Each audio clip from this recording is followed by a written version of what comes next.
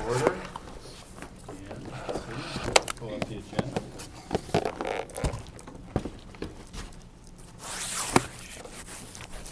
So we will start, and we are being recorded. Thank you, Sarissa. So we'll start with you, Sarissa, on introductions. Sarissa Falk, Senior Management Coordinator. Corinne Hiding, City Attorney. Darren Nelson, Finance Director.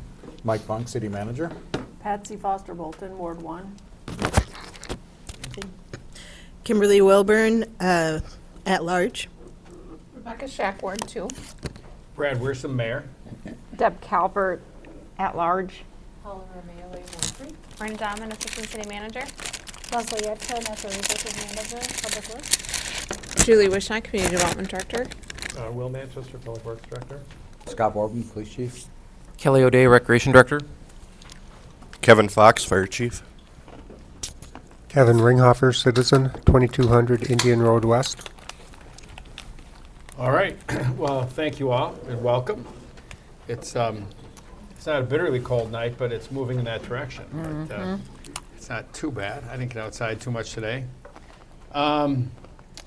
So let's see. We've got a pretty robust schedule tonight, but some very important and substantive things to talk about. So I'll just turn it over to you, Mike, and we'll take it from there. All right, thank you, Brad. Good evening, council and staff. As the mayor already indicated, robust agenda tonight, so I want to make sure my comments are brief so we can get to a lot of the content at hand. But to tee it up, just a couple things. I think one, if you look at tonight's agenda, it really is framing up 2025. If that's me, I'm sorry. Amazon delivery at Deb's house.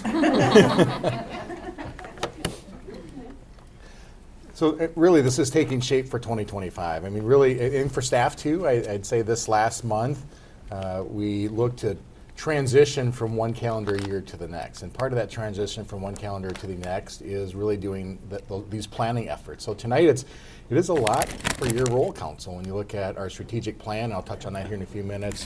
Then we'll look to frame up the study session work plan. Again, a big body of work for you, the council.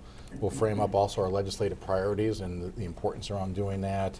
We also have then our council and staff appointments for next year, and then we'll round out tonight with shared values. So with that, I really want to get in. Big night for you. I say it's a big night in the sense you're elected. As our elected leaders of the city, you set the course. You set the direction, the tone, the tenor for all of this body of work. And so as we transition to 2025, staff will look for your input.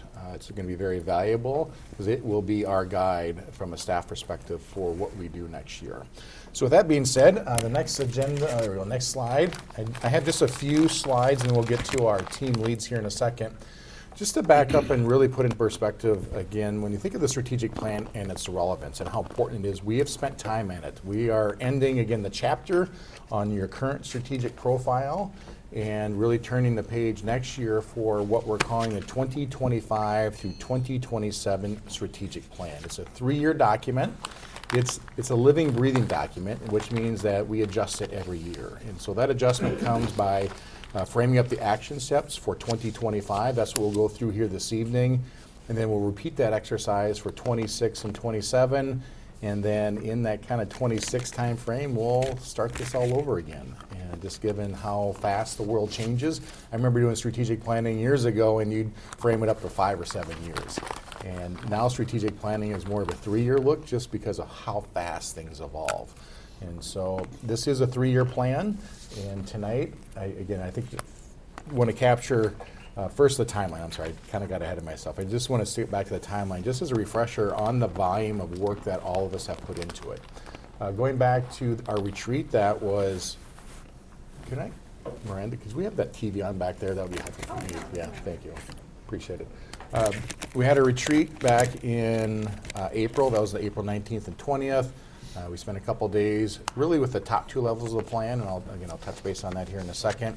And then for those subsequent months, we had our team leads come back to you and talk about the desired outcomes. And we're changing the naming convention of the second level of the plan.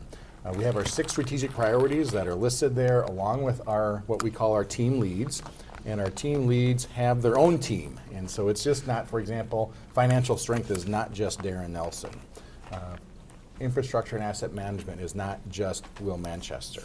And so I think we've seen this growth and evolution from a staff level even the last number of years, because there was, I think rewind the clock a few years ago, there was less hands on it than there are today. And I got a photo coming up that just really illustrates the depth of which this is hitting our organization. So those subsequent study sessions dating from May to October, we had our team leads come in, we revisited those desired outcomes.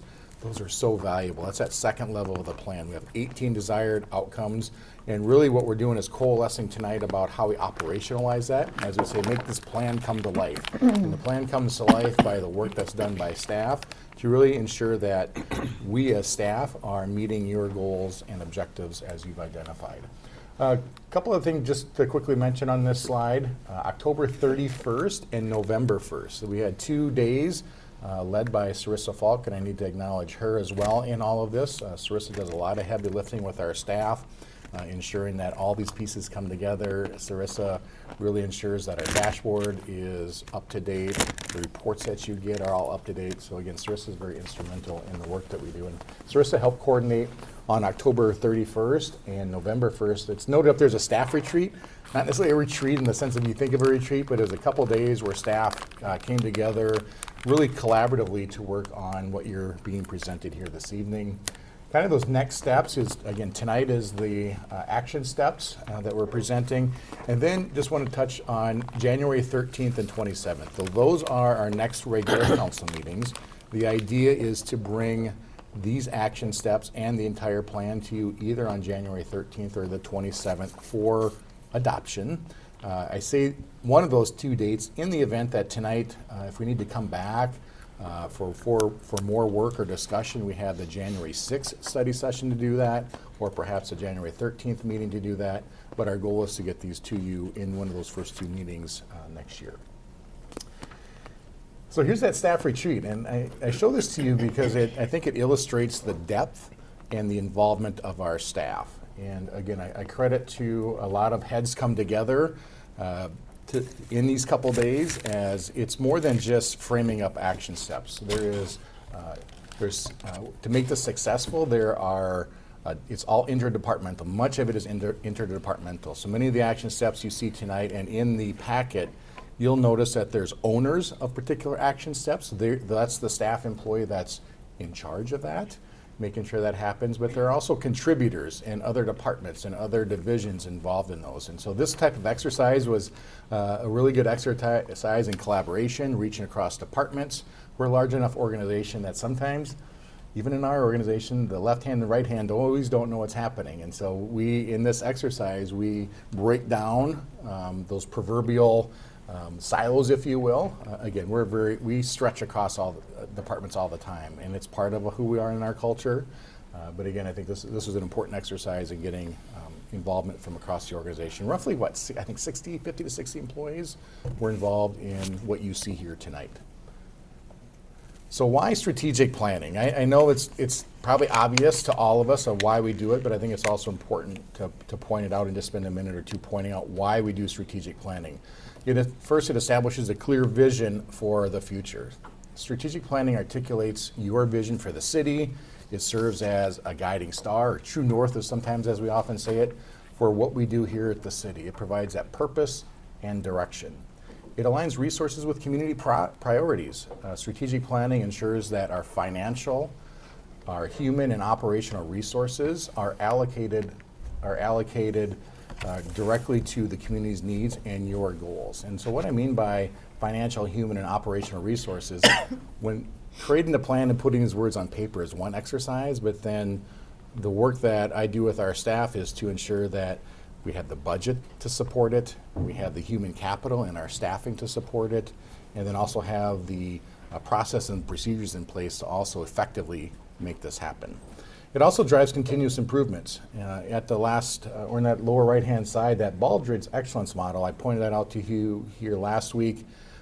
Using the Baldrige Excellence Model, strategic planning Strategic planning enables the city to systematically assess our performance, and it identifies areas for innovation and improvement. I know we're all interested in that, efficiencies, innovations, and areas for improvement. So part of this is, again, promoting our continuous improvement mantra. Enhances decision-making. So a clear strategic plan provides a framework for informed decision-making. I know you utilize that. We've changed our staff reports a couple years ago to reflect that. So part of our decision-making, not only from a staff level, and also I think for you as a council, is when we bring items forward, we point out where an item on a particular agenda meets or perhaps does not meet some of our strategic objectives. We also want to promote organizational excellence. I think for the mayor and for many of our council members, we talk about excellence here at the city. And as such, high-performing organizations thrive on alignment and purpose. Strategic planning fosters a shared commitment amongst our council, the city manager, our staff, to achieve measurable success. We also want to strengthen accountability and transparency. And with having strategic plans and strategic goals, and we measure that. And if you look at our metrics, we put into place performance measures that allows for our staff and myself to track progress. Our dashboards are essential. The quarterly reports are essential for providing accountability to residents and anyone that might be interested. Then last two things, it's about also encouraging collaboration. By engaging with our staff, we think back to our retreat, how that was engaging between council and directors and myself. It's a partnership in this planning process. And for all of us, it builds trust, or hope it builds trust in how we work together in alignment and shared ownership of our city's future direction. Then last, strategic planning reinforces leadership and unity, that the planning process strengthens the council's collective leadership role and reinforces the city manager, my responsibility to implement your vision. And so part of that is that alignment that again talked about in the Baldrige model. So I think for all those reasons, that's why we do this. It's such a key element in success of who we are as an organization. So the plan, and I'll quickly point out to you, this was in your packet, but it's in front of you. I want to give you a sense for this is the current strategic plan. So get a good reference guide for you here this evening. Again, the 6 strategic priorities are not changing. That's what we call the top level of the plan. As we go through it here this evening, those definitions have changed, but the wording is relatively intact. I think we did make some tweaks to sustainability and natural environment, and we'll touch on that here in a little bit. But mainly those 6 strategic priorities stay in place. We then changed that vernacular from key strategies that you see in this handout to desired outcomes. Our goal is to be more focused, more specific in what our goals are for 2025. We have 18 desired outcomes in the current plan. There's a few more than that, so we got to get more targeted regarding our desired outcomes. And then tonight you're going to hear from our team leads action steps, and there are 72 of those. In this year's current plan, 2024 action steps, there are over 90. 2 years ago, there were over 90 action steps. So again, we're being more targeted, more focused on what we're doing in 2025. So again, I pointed out that red line in there for you, the council, your role, and we see your role is creating vision and strategy. That's those top 2 levels of the plan where we spent a lot of time these last 6-7 months.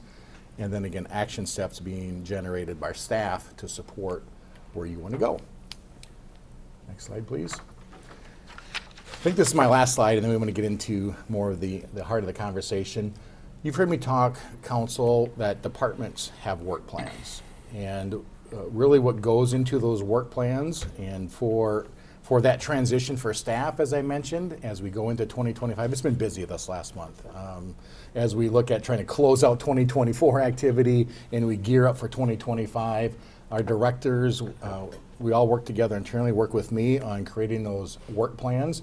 In that center blue circle, you'll notice 2 items. There's action steps that we'll talk about tonight. So when you think about our departments, what goes into their work plans is really the action steps that support the city's strategic vision. And then the other listed there is indicators. And that's a word we use internally. It's something that's embedded into our merit pay system. Really, when you think of indicators, they're goals. In essence, that's what indicators are. So for our directors, they're creating work plans around, again, action steps and these indicators. what goes into all that, and I think this is worth pointing out, there's a lot of puzzle pieces that come together for creating action steps in our indicators. Starting up on that top circle is mayor and council direction, so certainly you're influential in creating what our action steps look like through the strategic plan. We also never lose sight of a lot of other living and breathing documents. Those are our natural resources master plan, our trail improvement plan, park, trail, and open space plan, or a post plan for short, our capital improvement plan, economic improvement plan, our comprehensive plan, police and fire master plan, and then certainly our community survey plays a role in developing our strategies and actions, as well as Minnetonka Matters and a lot of other informal surveying that we do. So collectively, all those documents that you see or have seen throughout the year or last couple years do play a role in the work and the body of work that we do as staff for you on our residents' behalf.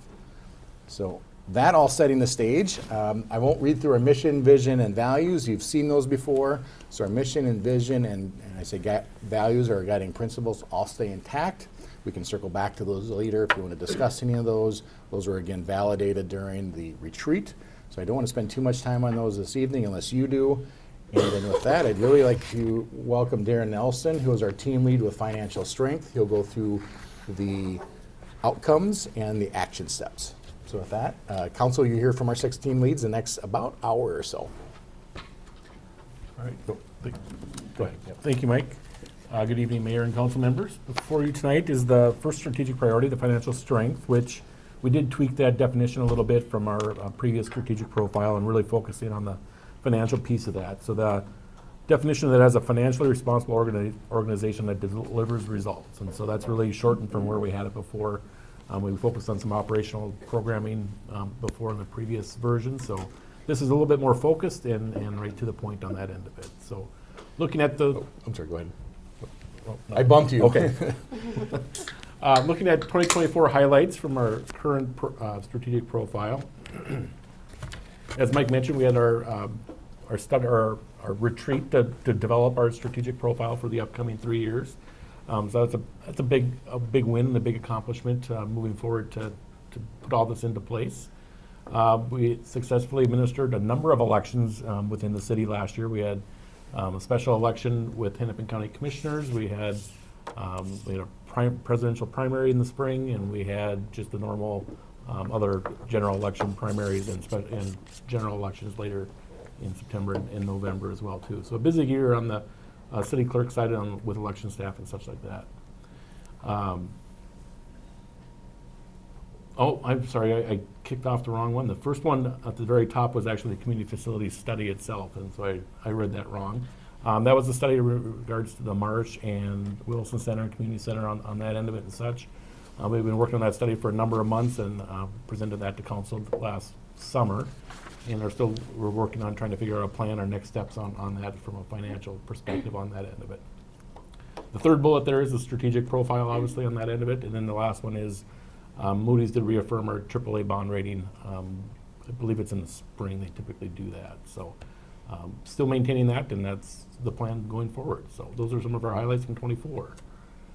So looking at our first desired outcome, 1.1, is to achieve a high level of credit worthiness. And so here our action steps are to maintain a Moody's fund balance rating of very strong. And so Moody's has a number of different rating criteria that they use to measure our financial strength. And the fund balance one is one that we have been measuring for last number of years, and we will continue to measure that. And so that measures our fund balance compared to our annual revenues and puts it into a percentage. And so wherever our percentage lies, it gives it a grade by Moody's, and we want to maintain that very strong range on that end of it. The next one is to go back to Sarissa, to maintain Moody's net direct rating of very strong. That's another rating there, and so that measures our direct debt that we have outstanding against our total market value within the city. So we maintain a strong, very strong rating there as well too. And then to maintain a fund balance within our water and sewer utility fund. So that is the fund that we've been issuing the most debt out of on a consistent basis, on a regular basis on that end of it. And so we want to make sure we measure that or kind of monitor that, making sure that we have enough cash to pay our current debt service amounts for the upcoming year, pay 6 months of operations. We've received annual or monthly revenue within the water and sewer utility fund on that end of it. So we don't necessarily need to have 12 months or more months of operating cash on hand to that, but our minimum balance is 6 months of operational cash. And then we want to have about 10% of our accumulated depreciation on hand as well too, to help give us a sufficient minimum cash balance in our utility fund. And that's kind of a benchmark that a lot of utilities and enterprise funds have used across from the city perspective on that end of it. Then our performance metrics there are bond rating. Obviously, we want to measure what our bond rating is, and we hope to maintain that AAA bond rating. So desired outcome 1.2 is to improve alignment between service expenditures and identify priorities. So here we're going to look at, we're starting to look a little bit more at priority and program budgeting. And so we talked about it at our retreat, is that we keep on adding programs and priorities across the city, and we don't necessarily look and see, we keep getting wider, not necessarily being able to lift up our programs and priorities. And so we want to make sure we're staying focused, and really the things that are driving our strategic profile and plan, we're putting those efforts and dollars into those areas. And so we are in the beginning process of looking into this project. There's a new program and priority-based budgeting model that's being worked with between ICMA, GFOA, and the National League of Cities on that end of it. And so we're kind of starting to dip our toes into that and understanding where that's at, but we'd really like to start to identify programs across the city and projects, and making sure that we can prioritize them and see if we can redirect our resources to the priority ones on that end of it. So we'll develop a program and priority budget training plan for departments, and then we'll try to begin a program identification later this year as well too. So, and that is our performance metric, is to program identification and ranking eventually is to get there. I don't necessarily know that we'll get there all in 1 year, but this is a couple 2-3 year plan on that end of it. But it would be the end goal in 3 years, is that we can identify all the programs and priorities within the city, and then be able to rank them and prioritize them as we move forward into it with our budget process. And then desired outcome 1.3 is to expand sources of revenue for capital improvement projects. We talked about this at the retreat as well too, is that we've been kind of just going status quo with our CIP funding a little bit. We've been kind of cutting back on there to help us kind of keep levies moderate on that end of it, with the implementation of kind of our public safety master plan and things like that. So here we want to engage with a consultant to perform an updated utility rate analysis. We talked about that last week at the council meeting, that with utility rates going forward in our public works infrastructure plan, that assessment coming forward, we want to make sure that our rates are in line with what we need it to be for future infrastructure improvements and needs on that end of it. Then we will submit a bonding request in 2025 for inclusion in the 2026 legislative session. So we've done that now for the last couple cycles. 2025 is the summer where we put in our request into the state, to the bonding request for 2026 legislative action. So we will do that again for this coming summer. And then the last one is to search and apply for and track grants and other funding sources that align with the city's strategic plan. And so I know Sarissa's, we showed that to council not too long ago as well too, our bonding, or our grant tracking software that we have in place now, then really trying to enhance that, the organization of that, and being able to tell that story of what we're applying for and make that a little bit more organized and cohesive on that end of it. And so we have a performance metric there of looking to expand our non-levy revenues by $2 million per year. So put that as a target. So from the finance strength one, I think that is all I have, I think. So I'll save you a few minutes so that you can reallocate to others. Yep. And I'll take any questions you have. Very good. Any questions for our finance director, Mr. Nelson? Darren? All good? Yeah, thanks, Brad. And before we move on, I did hand this out to you before, and that too is just an easier way to look at what we the new framework, if you will. So versus looking on your screen, you can look at the desired outcomes and the metrics and targets as we're going through this evening, but it's in paper in front of you as well if you need to reference it. So with that, Brad and Council, we'll turn it over to Safe and Healthy Community, which is Scott Borboom. Chief? Good evening. Good to see you all. And I have Safe and Healthy Community. And the strategic priority is defined as create initiatives to enhance community well-being and engage residents to build trust and prioritize programs, education, hazard mitigation, and emergency response. As we look at some of our highlights for this year in '24, we transitioned the social worker position to a city employee, and I think it's well to point out that this wasn't something even on our radar last year while we wanted to look at our mental health response. I do appreciate the nimbleness of the council as this opportunity came up. We kind of jumped on it quickly, and we're moving forward, really enhancing that position as a city employee. So I just want to let you know that we do appreciate that. We don't always plan so far out, and we're able to pivot pretty quickly. CI training for all officers, that is something that we've been focused on for a number of years, and we did complete that this year, so that's good news. Partnered with Hennepin County, and that is the Joint Community Police Partnership Program for Community Engagement. You met Olivia Washington maybe a month ago. She's still here, which is good, doing great work within our community. We created the Community Engagement Unit, and a little background. In our Public Safety Master Plan, it was called out that when we had one person dedicated in that plan originally, it asked for a second. And what we did is we looked at that and said, instead of having two dedicated staff to do that work, let's create a team to do this work like peripheral outside their normal duties. So those two positions are no longer needed, and so instead we're going to do that work with a unit of officers. Some may feel like some are interested in our faith group, some are interested in the schools, some work with our nonprofits, so they kind of spread it out depending on what they're passionate about. So that's kind of how we operate that. And then we really had good luck with grants this year. Anytime we look at an initiative, we always will look for grants to fund that. You're not going to find a grant that says, hey, we're going to pay you to go out and respond to police calls. But we will, maybe give you a grant if you're looking for outside the box grant initiatives like firearm storage. That IC Poet, what that is a Pathways program. Folks that already have a degree that want to maybe look at transitioning to policing. It abbreviates their schooling, and then we employ them, but the state pays for their schooling. A DWI traffic safety officer, we've had that now for a couple of years. Safe Road Zone, that's our Highway 7 initiative. And what's not included in here are a couple other big ones. We have a dedicated auto theft detective. We've gotten some equipment, so I don't know the exact dollar amount, but we've had 6 approved, well over $500,000 in grant opportunity, and we have many more that are pending right now. So we had a very successful 2024. As we move into our first desired outcome, implement service delivery models outlined in the Public Safety Master Plan. Just as a reminder, the Public Safety Master Plan is police and fire.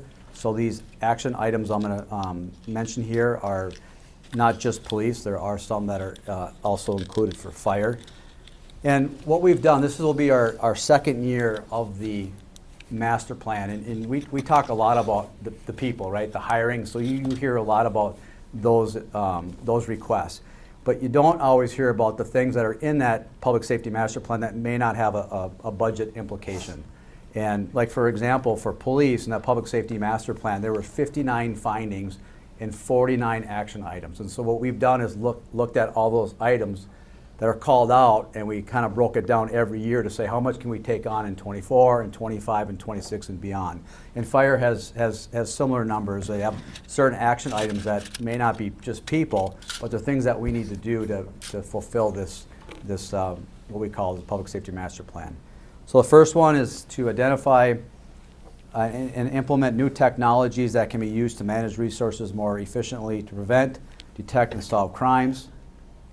Second one is enhance operational efficiency of the patrol division by ensuring optimal resource allocation.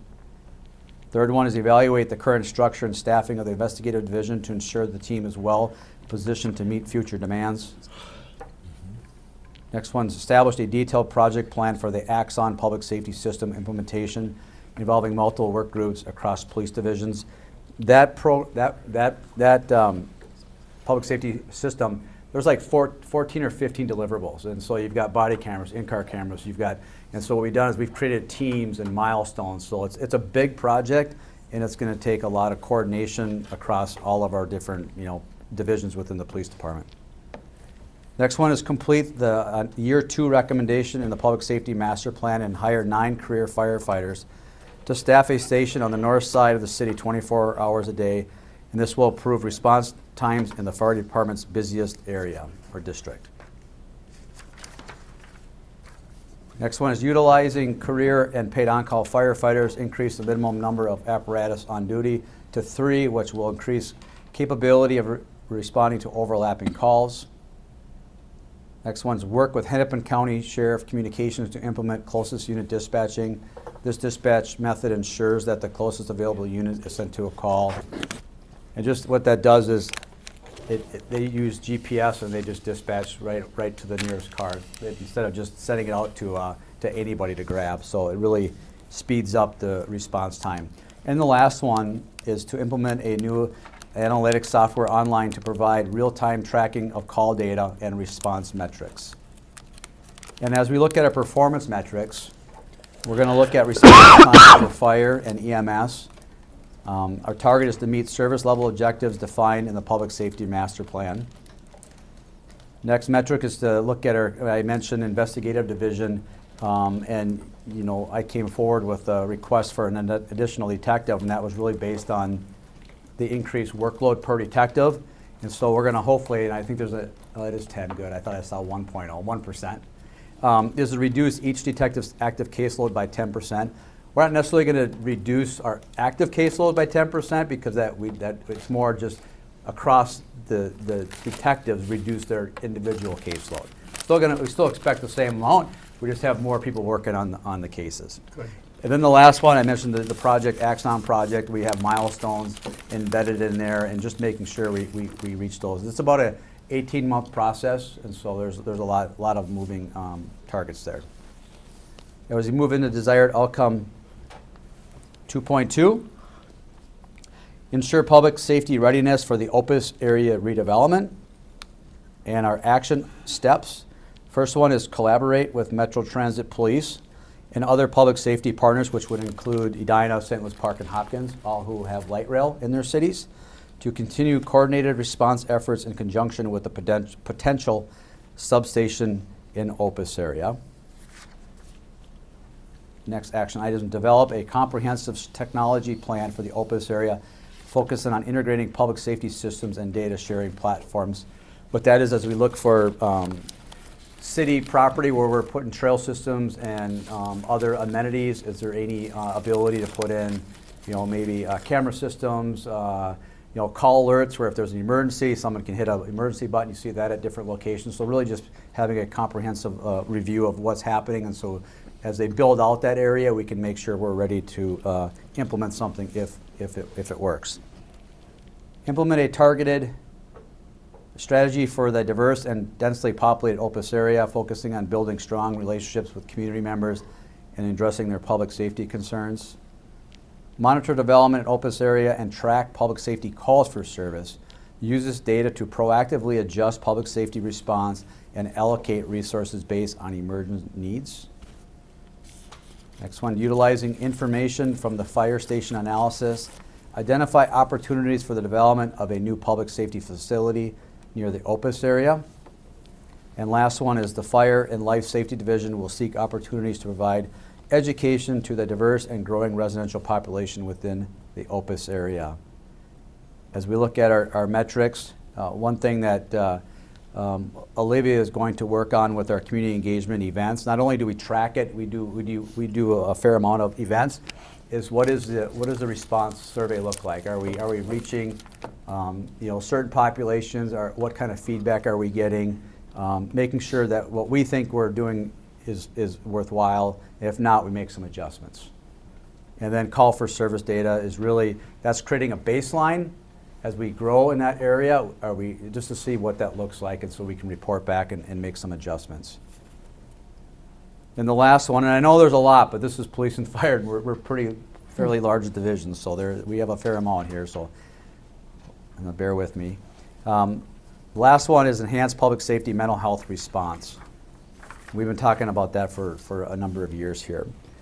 So we look at our action steps to support that, establish a system for securely tracking and managing mental health data in compliance with HIPAA requirements and privacy regulations.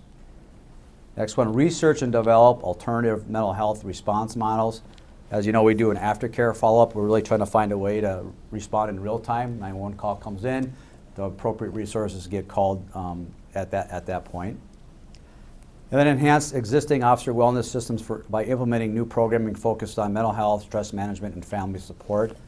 What we're hearing a lot in the policing and fire and first responders is not just the first responder, it's the family and the impact to them and how can we support them. And lastly is to enhance the training of fire department personnel to better recognize and respond to mental health related calls.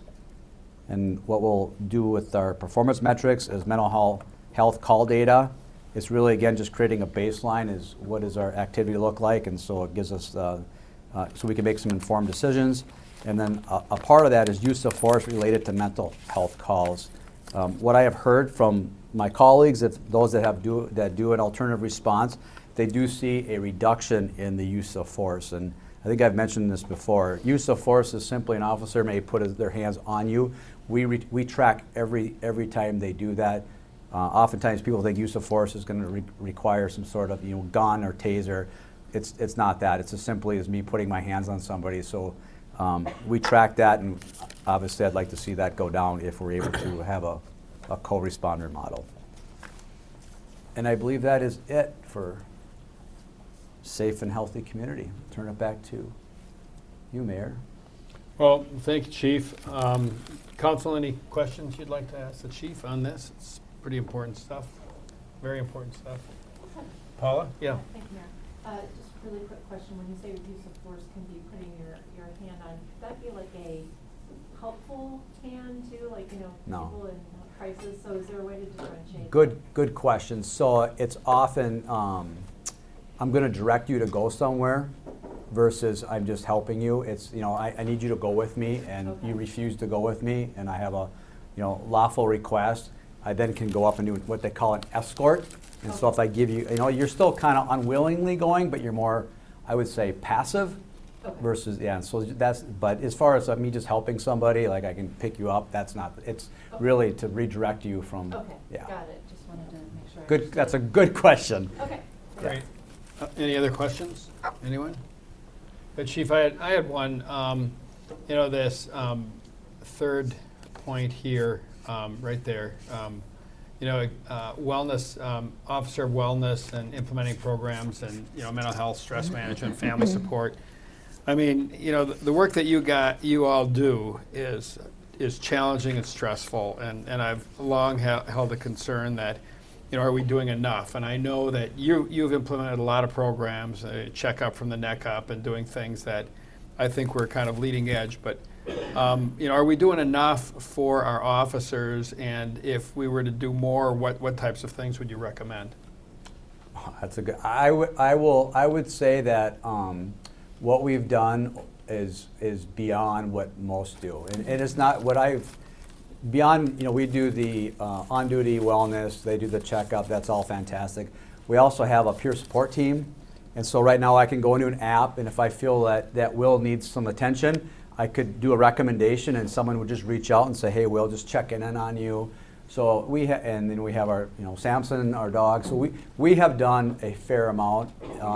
We do debriefs, that we had that horrific accident a week or two ago. More Samsons. Yeah. And we do a debrief. I think part of it is there's also, I think we don't see the stigma. If you need help, people are more apt to ask for help, and so we're breaking down those barriers. But as far as what we've offered, I think we're in a really good place. Good. Well, that's good to hear. But I mean, I know that anything I can do, or we can do collectively to support the mental health of our public safety personnel is of strong interest, because I really do feel that we do it better than anybody in terms of how we how we manage public safety, and but there is stress on your jobs, and we want to acknowledge it and provide any support and help that, at least as far as I'm concerned, that we can provide the support that you all need. Yeah, and I think and they know the support, and support is a big part of it, I'll be honest with you. If they feel supported, it makes them feel good. And I'm speaking for police, I don't know if Kevin, I mean, I want to make sure fire is included in first response. They do it a lot too. I was speaking of both. So I don't know if there's certain things, but I think we work very closely with fire on our debriefing, things like that. We have a lot of overlap. But Very good. Well, thank you. I think the aftercare work that you do and the follow-up that you do with crime victims and things, I mean, it's all part of it. I think closing that loop is helpful to everybody, both for the victims, but also for the officers to know what happened and that we didn't just drop, once it was over, moved on. So, thank you. Anyone else, counsel? Otherwise, That's a lot. So I just want to say, that just in general, reading through, there's so much in there, even though we're down 18 action steps, but you have a heavy lift, and so I just appreciate this particular section. It's kind of jam-packed, and there's a lot going on. So. Well, and that public safety master plan gave us a roadmap for the next 5 to 7 years, and I think that has helped immensely. Great. Great. Thank you, Brad. Council, turn over to Leslie Yedka, our Natural Resources Manager for Sustainability, Resilience, and Natural Environment. All right. Thank you, Mayor and Council. So if you recall, there was some discussion about the title of this, so it did change slightly. We included the word resilience. The goal here is to be a community that values the natural environment, sustainability, and actions that lead to a more climate resilient community. So really kind of getting the climate focus into this priority, I think, was a priority of the council. So looking at some of the highlights from this past year with the current strategic plan, of course, you adopted the Climate Action and Adaptation Plan, so that's an exciting step, and if you recall, that was on Earth Day, which is even more special. The city is participating in a pilot program. It's called the Low Salt Design Pilot Program through the 9 Mile Creek Watershed District, working with a consultant, just examining how the idea of low salt design or designing for winter maintenance and reduced salt use can be incorporated into the work that we do, so that's exciting and it's new. We're really one of the first in the nation to do this. We developed a wetland prioritization scheme using GIS to assess and enhance wetland buffers that are on city property, so where wetlands intersect with city land. We made progress in enhancing and expanding the city's stormwater infrastructure inventory, assessment, and maintenance program, which is part of what's required through our state stormwater permit, also known as the MS4 permit. And we're working with, our engineering staff has been working with our GIS staff on that effort. We hosted the 3rd annual Everything Electric event, which was held at Ridgedale Mall, so some of you perhaps attended that event. So that was obviously an event to showcase electric cars, electric equipment, and it was successful and a good way to help people kind of get into that, enter into the electric world. And then we also partnered with Hennepin County and Better Futures to allow for building material donations during our city spring community drop-off event at Public Works. We host that every year. This was really focused on donating and repurposing building equipment. So that was new for that type of event that we've hosted. So those are some of the highlights. So switching gears to 2025, again, we have 3 desired outcomes. The first is to be a more resilient community that both mitigates and adapts to Minnesota's changing climate. So just a quick refresher, mitigation is really focused on energy and greenhouse gas reduction and sort of reducing the basic climate warming gases in the atmosphere. And adaptation is adapting to what we're already experiencing and what we can expect to experience in the future. So we have three action items. The first is developing an education, outreach, and incentive program based on the Climate Action and Adaptation Plan. So this is really sort of operationalizing the adaptation plan or the climate plan, and to engage residents and businesses in how they can help reduce greenhouse gas emissions throughout the community. I'd just like to point out the new sustainability coordinator actually started late last week. Her name is Allie Sutherland, so I'm sure you'll hear more from her. So she'll be involved in quite a few of these action steps as well. The second action step is to perform 2 to 3 targeted outreach events related to our Resilient Minnetonka program. So if you recall, this is a program in our Natural Resources Division that we implement, and it really is intended to encourage residents to take some kind of action on private property or on their own property, whether it be residents or HOAs. So we provide education, we provide training, we provide site consultations with landscape designers, and then we have an incentive program, reduced cost native plants, a buckthorn pickup, if you recall, we started that too. So the idea is just to encourage residents to take some action on private property. The third action item is planning and implementing a campaign on flood reduction as part of a new study that's coming up called the Holiday Wing Rose Drainage Study. So this is a drainage study looking at flood and potential flood impacts and reducing flood impacts. But part of that project, we would like to engage residents and helping them understand what they can do on their own property to mitigate future flood conditions. And so that is part of a CIP project, and so that will be happening this year as well.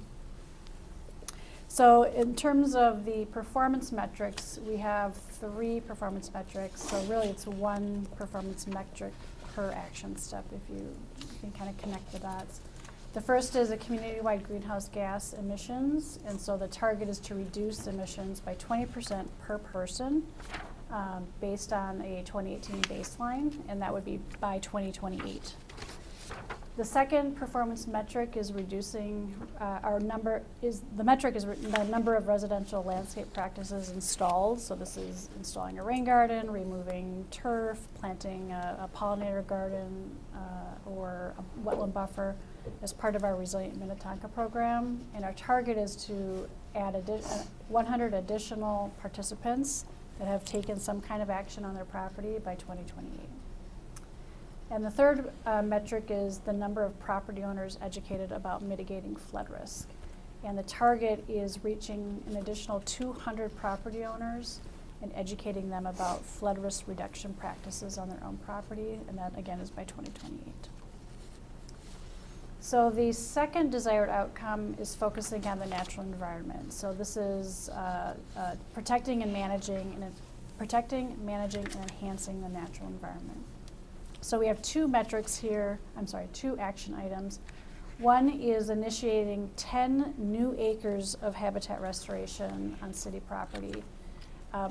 If you recall, when we adopted the Natural Resources Master Plan, included in that was really kind of a schedule for prioritizing parks and then prioritizing restoration in those parks. We have a new CIP page that allocates funding just for this effort. And so what we are doing is we're working methodically through our parks based on our prioritization scheme and initiating really sort of intensive restoration in those parks. And so we already have some restoration happening, but these are really intensive restorations. Think of the Cullen Nature Preserve.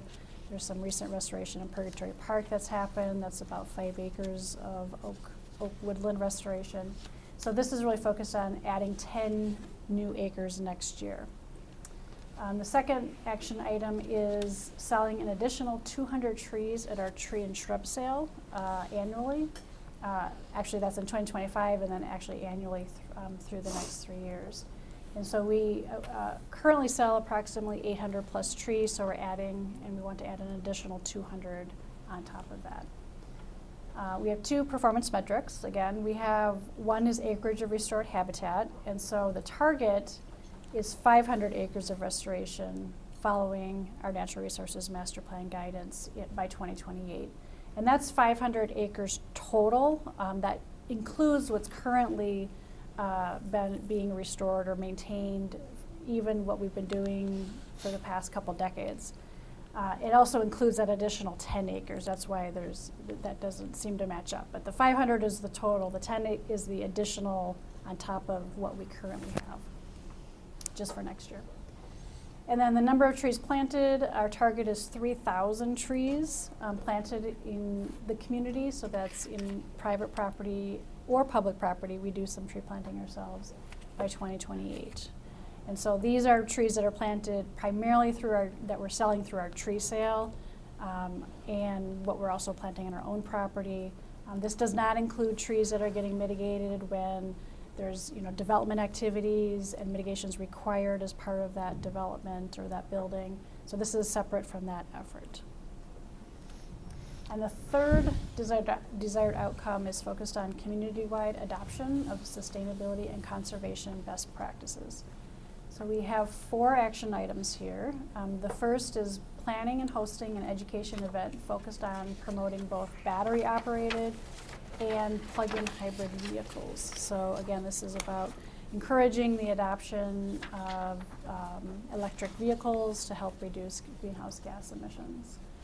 The second is promoting energy audits for multi-household residential units. We have a pretty robust program focused on single-family residential, so this is sort of taking that to the next step and looking at multi-family residential units. The third is planning and hosting an event to educate residents about solar installations, for instance, rooftop solar, and promoting available resources for properties in the community. So I think that's pretty self-explanatory. And then the fourth is promoting the city's water efficiency grant program to incentivize both indoor and outdoor water conservation. So we have an incentive program. We've had one for a couple of years. We'll be continuing that effort to make sure we can support the adoption of efficient, shower heads and faucets in the house, and that irrigation heads and irrigation systems are running as efficiently as possible. So we have 4 performance metrics under this. The first is the number of electric vehicles registered in Minnetonka. So our target is 1,250 additional registered vehicles in 2025. The second one is the number of home energy audits, and that's 500 home energy audits completed. Now this is by 2028, so this is over the 3-year period. The third is the number of on-site solar installations, and on-site, again, that means on your property, on your rooftop. And that is 100 on-site solar installations, again, by 2028, so a 3-year window. And then the gallons of per capita water use, and the target is to maintain that water use at 75 gallons per person per day. Yeah, 75 gallons per person per day, which is the Met Council's target for our community, which we already reached, so we want to make sure that we maintain that. And I think that is actually it. So I'm happy to answer any questions. Great. Thank you, Leslie. Council questions? Deb? So thank you for this, and thank you for all of it. So are you just getting back to the acreage of restoration? So you're saying basically we're sort of in the ballpark of maintaining restoration at about 500, and we're adding 10.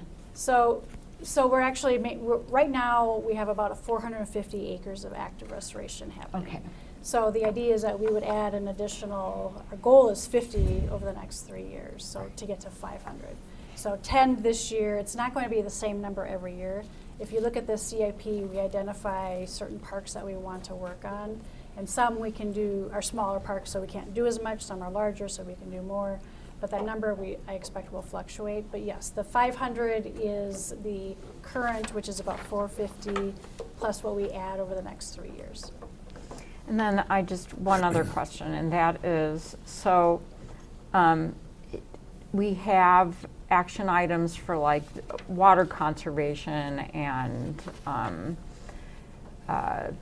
other kinds of, energy conservation. And you were talking about sort of educational programming for our residents. And one of the things that I talked to Mike about this morning is, you know, I really applaud the goal for increasing the number of trees that we sell, but also, you know, we wouldn't have to sell so many trees if we didn't lose so many to begin with. And so I just was wondering if at some point, maybe this isn't the year because we're trying to stay more focused, but I'm not sure people understand the value of trees sort of as in these sustainability efforts. So reducing urban heat islands and energy efficiency if they're shading your house, you know, in hot weather, absorbing surplus water, like if you have a nice cottonwood in a waterlogged area, reduces crime, increases property values, and, you know, sort of all that, the kinds of things that trees can do. And of course, creating habitat is part of like some of our, you know, native species stuff. And so it's just something that I've been thinking a lot about. And, you know, I think it's a lot, and I don't want to add to your workload, but it's just something that I think about because replacing trees, some people get rid of trees because they find them annoying. But I think sometimes if they understood the purpose of certain species like cottonwoods, they'd be less annoying. So they're such an important species here. So anyway, just wondering if there are any plans to do any of that, because I know we've had some great videos on, you know, pollinators and all kinds of stuff that was on Facebook and stuff that were just so great. So I was just wondering if you could talk about that. Sure. So one thing about our Resilient Minnetonka program, which is sort of our overarching resilient landscaping focused program, we do talk about, you know, rain gardens and managing water on the property, planting for pollinators. We do include trees in that. So obviously there's removing buckthorn, but there's seeding and planting, and then maintaining and enhancing that canopy cover where appropriate, especially in the urban heat island areas. So that's already built into our Resilient Minnetonka program. And then our forestry staff and our forestry programming, you know, as part of the tree sale, we do provide education on the benefits of the trees that we're selling, to make sure people are matching up what they're looking for and what, you know, what the benefits are that they're looking for and what they actually need on their property. We can certainly increase and enhance the education component of that as well, and that would help reach people. We also do look at topics to include in the Minnetonka memo. Every April we do an insert you're probably familiar with. We can certainly look at, you know, the really showcasing the benefits of trees in the urban canopy. Also, one thing you haven't seen yet before you is something we're working on is the Community Forest Management Plan. And so that is actually a document.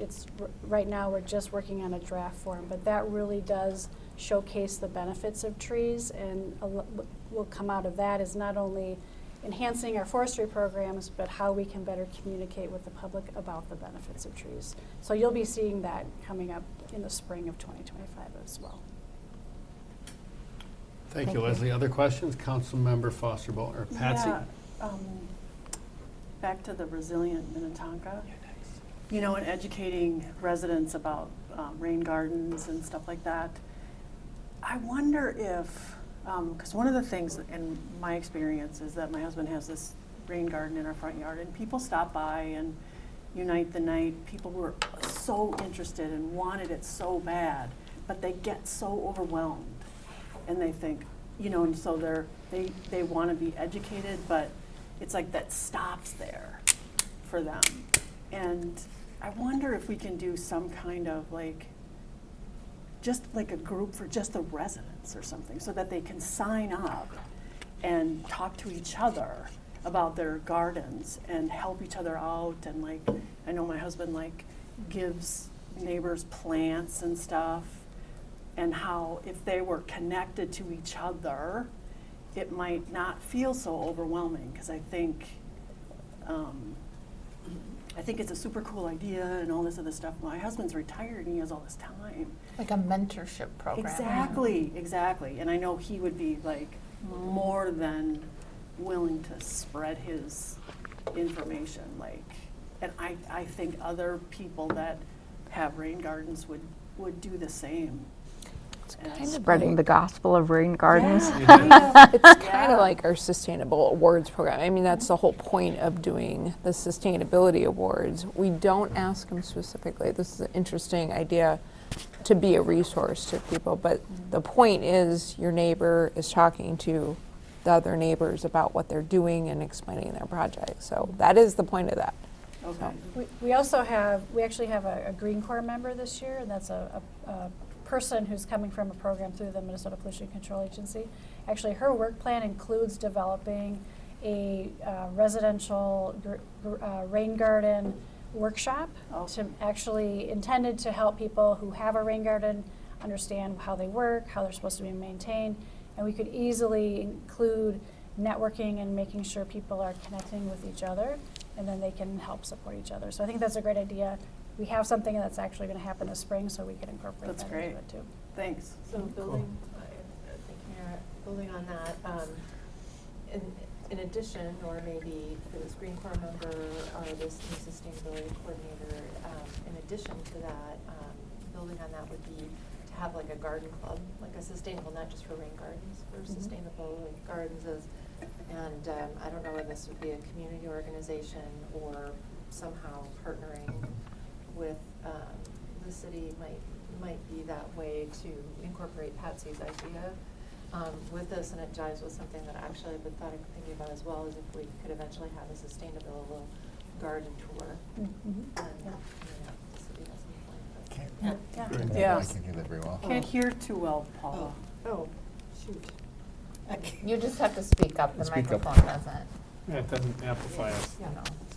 Anyway, yeah, just amplifying your idea with the idea of a sustainable garden club or a garden tour.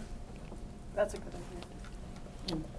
All Adding right. on to that, it reminded me of a conversation I had with a resident about individuals like Patsy said, that have their own rain gardens or have the expertise that would actually be willing to donate labor to help someone put in a rain garden. So just sort of building on that, part of that network, but actually, well, I'll come to your house and help you dig and plant, that kind of thing. So Yeah, great. I do. Great.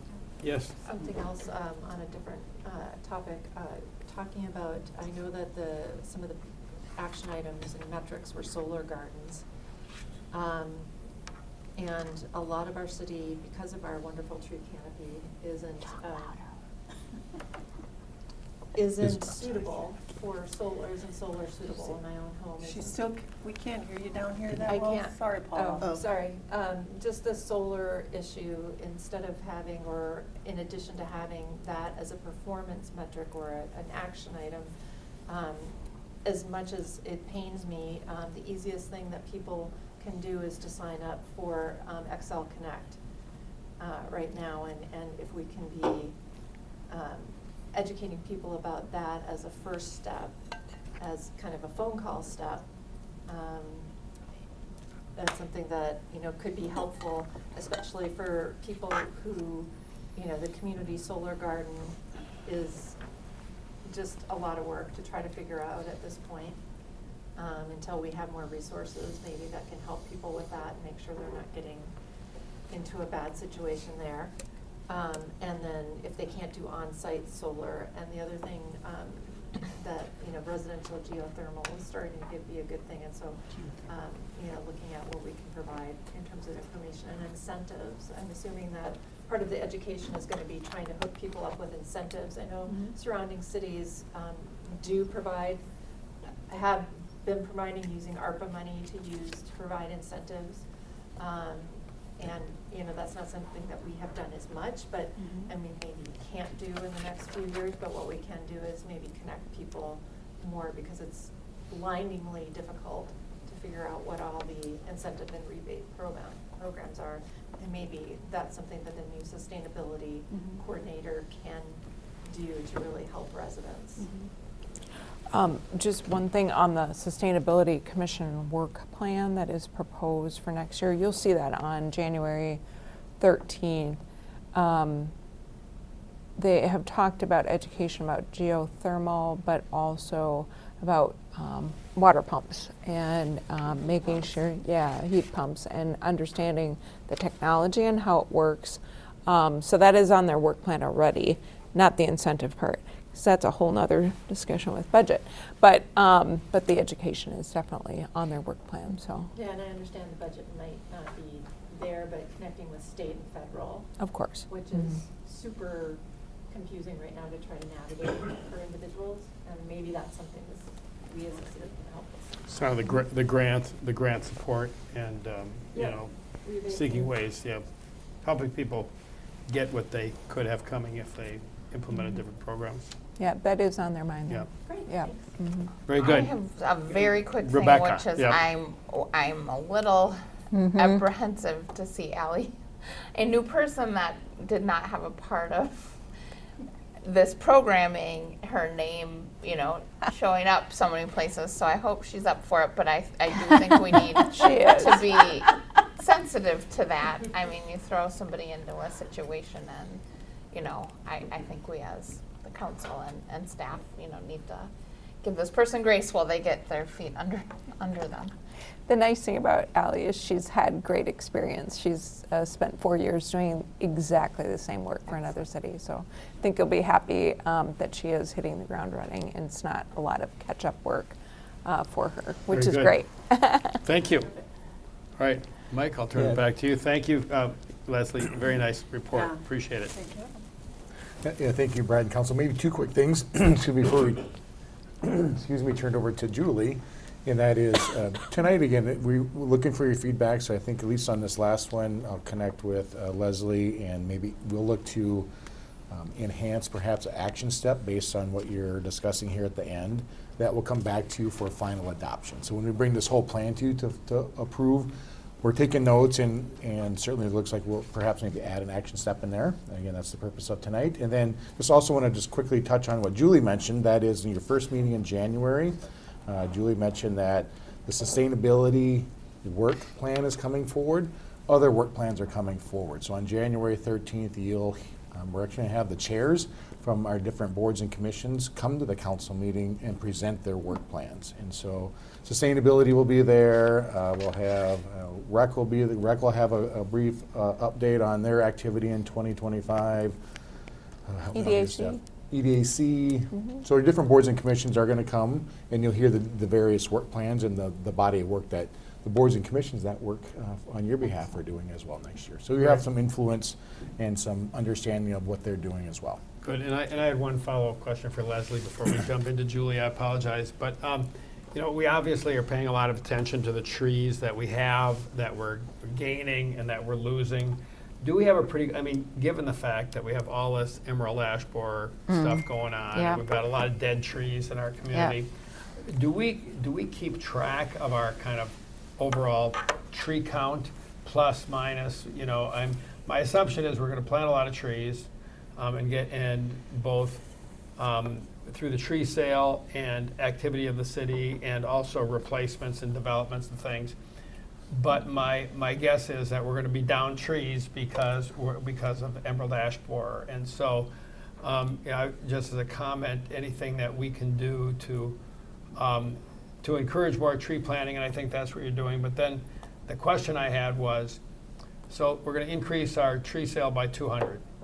So, and do we sell out every time we have a tree sale? And two, I assume that if we don't sell out of every species or every type of tree, that those trees do get planted somewhere in the city on public land by our public works staff and things like that. But I just wanted to double check that.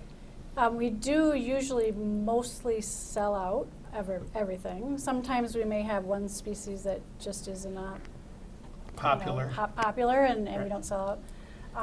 And then some of them don't get picked up. So some people do choose to not actually come and pick up their tree Right. for a variety of reasons. We'll take their money, but that's all good. But yes, everything that's left over does get planted on city parkland or city open space, public property. Yes. Thank you. If I could just say quickly, the community forest management plan that we're working on, We do statistical sampling of canopy cover, and we have over time. And I won't get into the details, but basically it shows we've been holding steady on our canopy. Now, it doesn't necessarily take into account the full extent of EAB, which we're not going to see yet for probably Right. another year or two. But we have been holding steady on our canopy. So that's good news. That's encouraging. Yeah. Thank you. All right, pardon my sidetracking us. Yeah, thank Thanks, you, Mike. Brad. Council, I'll turn it over to Julie Wishnack for livable and well-planned development. Thank you. And the acoustics are always bad in this room, so if I know, if I'm not speaking loud enough, just let me know. My area is obviously balancing community-wide interests and respecting Minnetonka's unique features while continuing community reinvestment. And so some of the highlights that I had, I always tell you how many inspections we're doing. 16,000 inspections happened over the last year. I actually just pulled this today. Darren will be really excited. 365 million in construction as of today. We still have some time to permit yet, so maybe it'll get a little bit higher.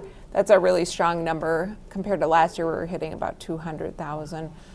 So really good investment into the community. Also, we inspected 602 facilities. That's not counting Wayzata for health code compliance.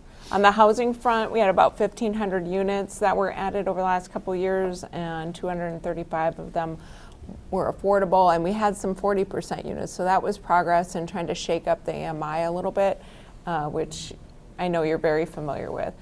Progress was also made on the owner-occupied housing, and I would say in two ways. Besides homes within reach, we always are adding homes every year to that bucket, but also on the Habitat project, and then with the Imani that you just approved at your last meeting. And then also the implementation of the rental registry. There, right now, I just pulled the numbers today, 354 properties are registered, and that represents about 6,000 units, 6,300 units. In terms of outreach, we've had a lot of different kinds of meetings this year. You know, think about the Hillcrest site, think about Kia, think about Marsh Run. We often this year, and you can tell that in the construction numbers, we're having to communicate construction information to residents. So we're talking to people about what's happening on site. Maybe they're pile driving today. Maybe their routes have changed for trucks or something has happened. So that's been a lot of the work in the last year.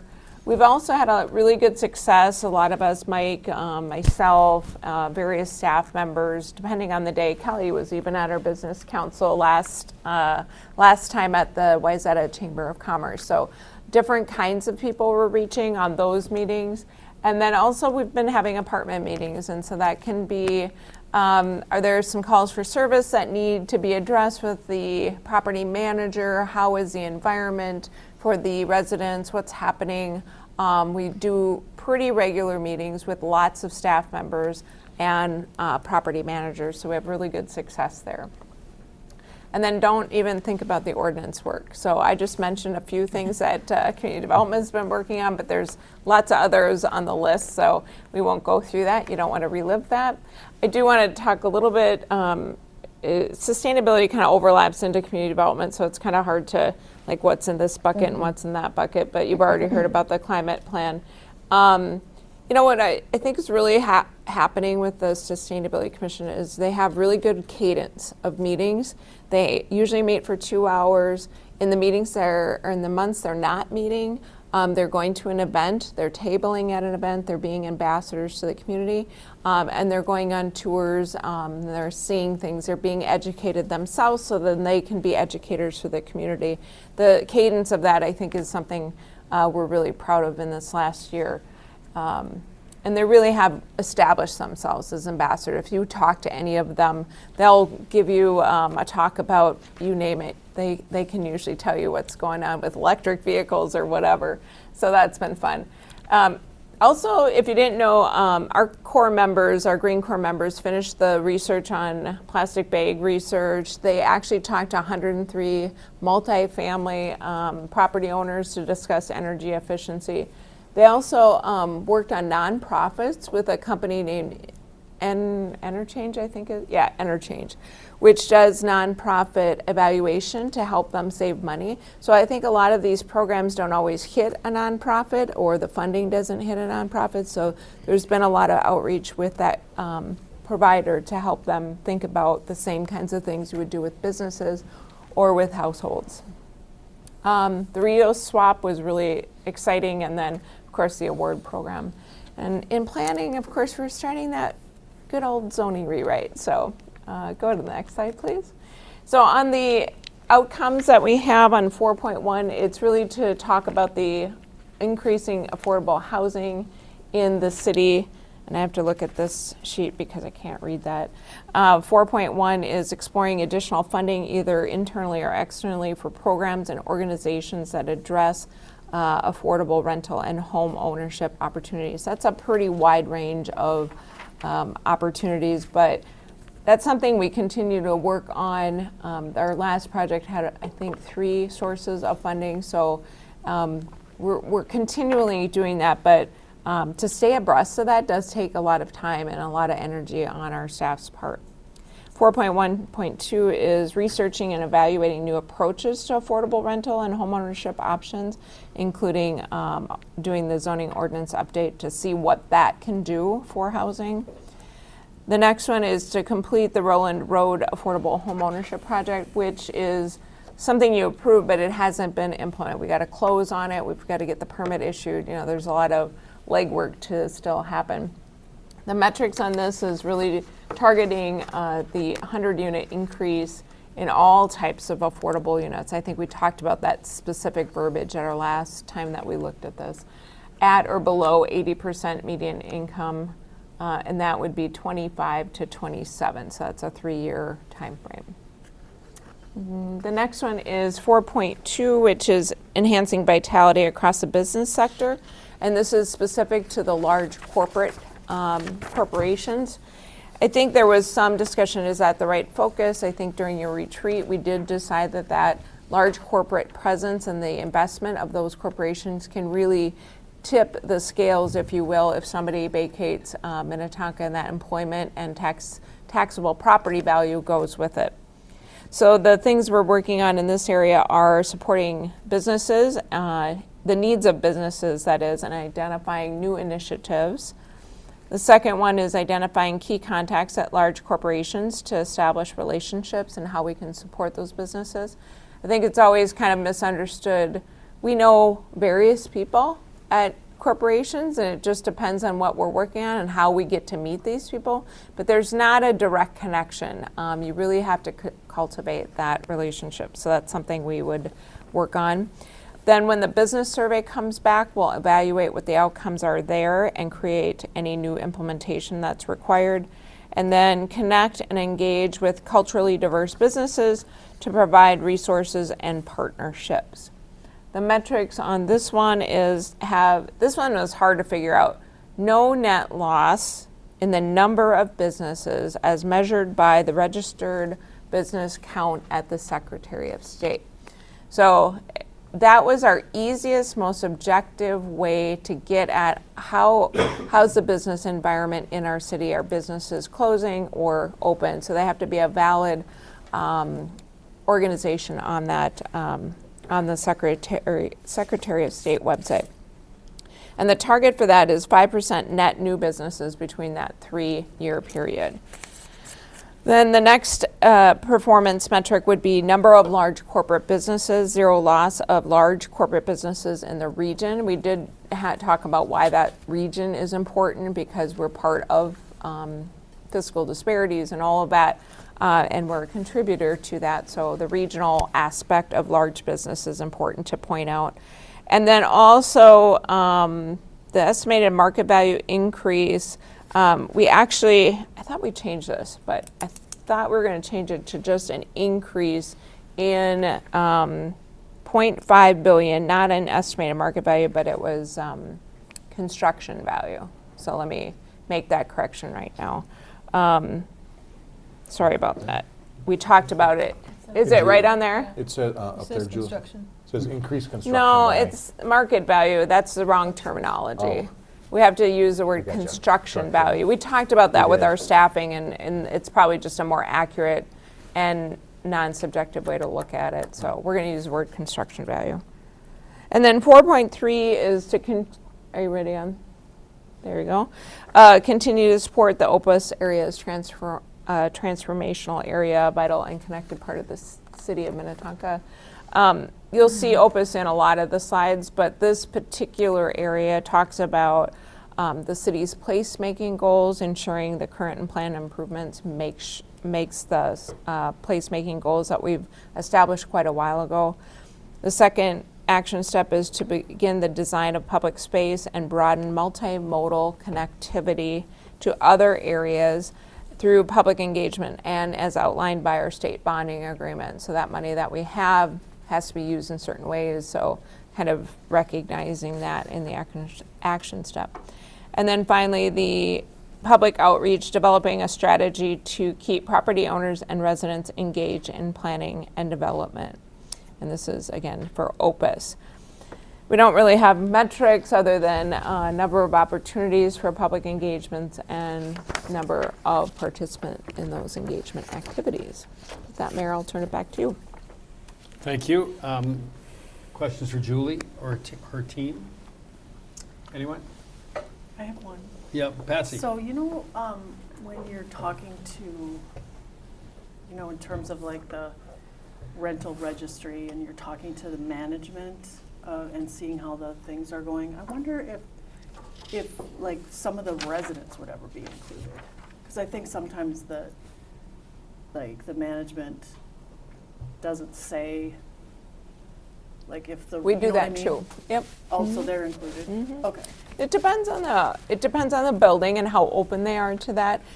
We do make ourselves available anytime residents might say, "Hey, we're having a problem with this or that."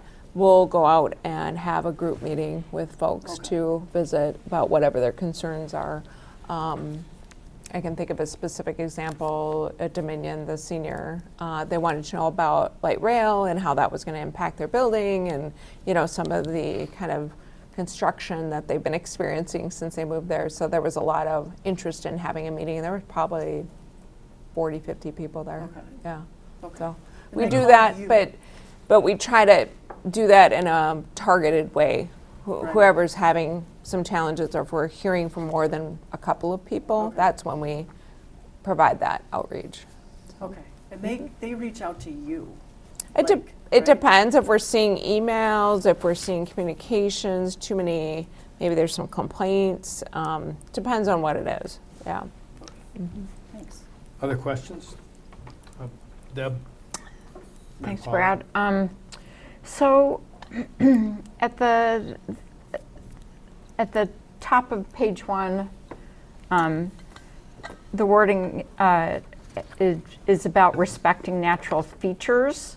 And first of all, I want to say how much I fully appreciate the mental gymnastics. I remember we talked about this in particular, and we were trying to get away from any kind of misconception about the goal here, sort of keeping us, racially homogenous, or and that it really had to do with natural preservation of sort of natural features, sort of the natural character of our neighborhood, or housing type in the neighborhood, blending well, and all of that kind of thing, so that things weren't jarring and sort of out of character for the neighborhood.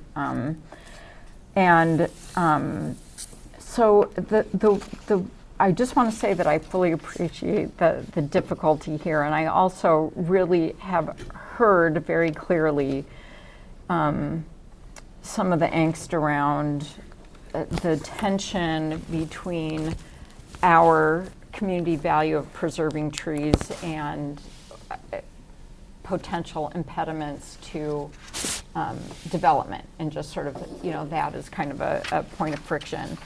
And I do feel like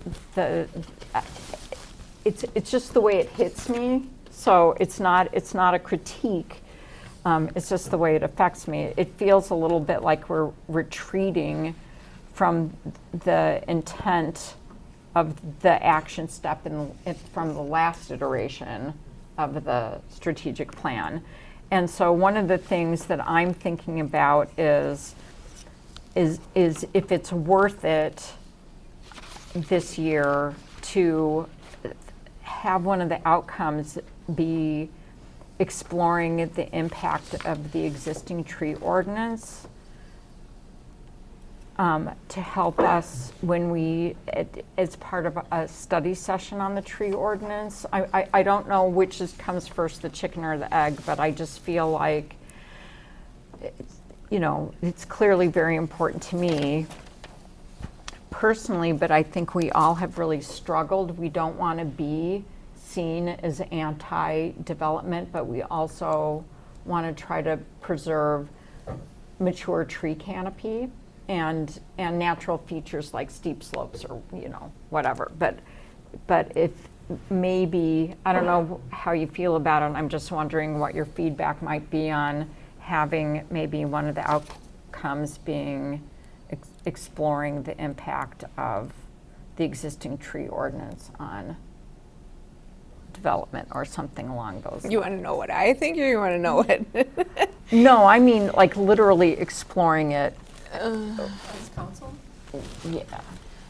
So, I mean, because I think we've heard that developers feel that there was a big article in the Star Tribune this weekend. Noted, And what yes. was so interesting is that a resident wrote to me encouraging us to implement the financial penalty that they thought that and I was like, well, they're suing the city of Edina. So, but I just think, it's getting to be an increasing point of friction because we are fully developed. And I think that there have been some proposals that were close, like really interesting. Even the one on Plymouth Road or the condos on 101 that Lake West was proposing.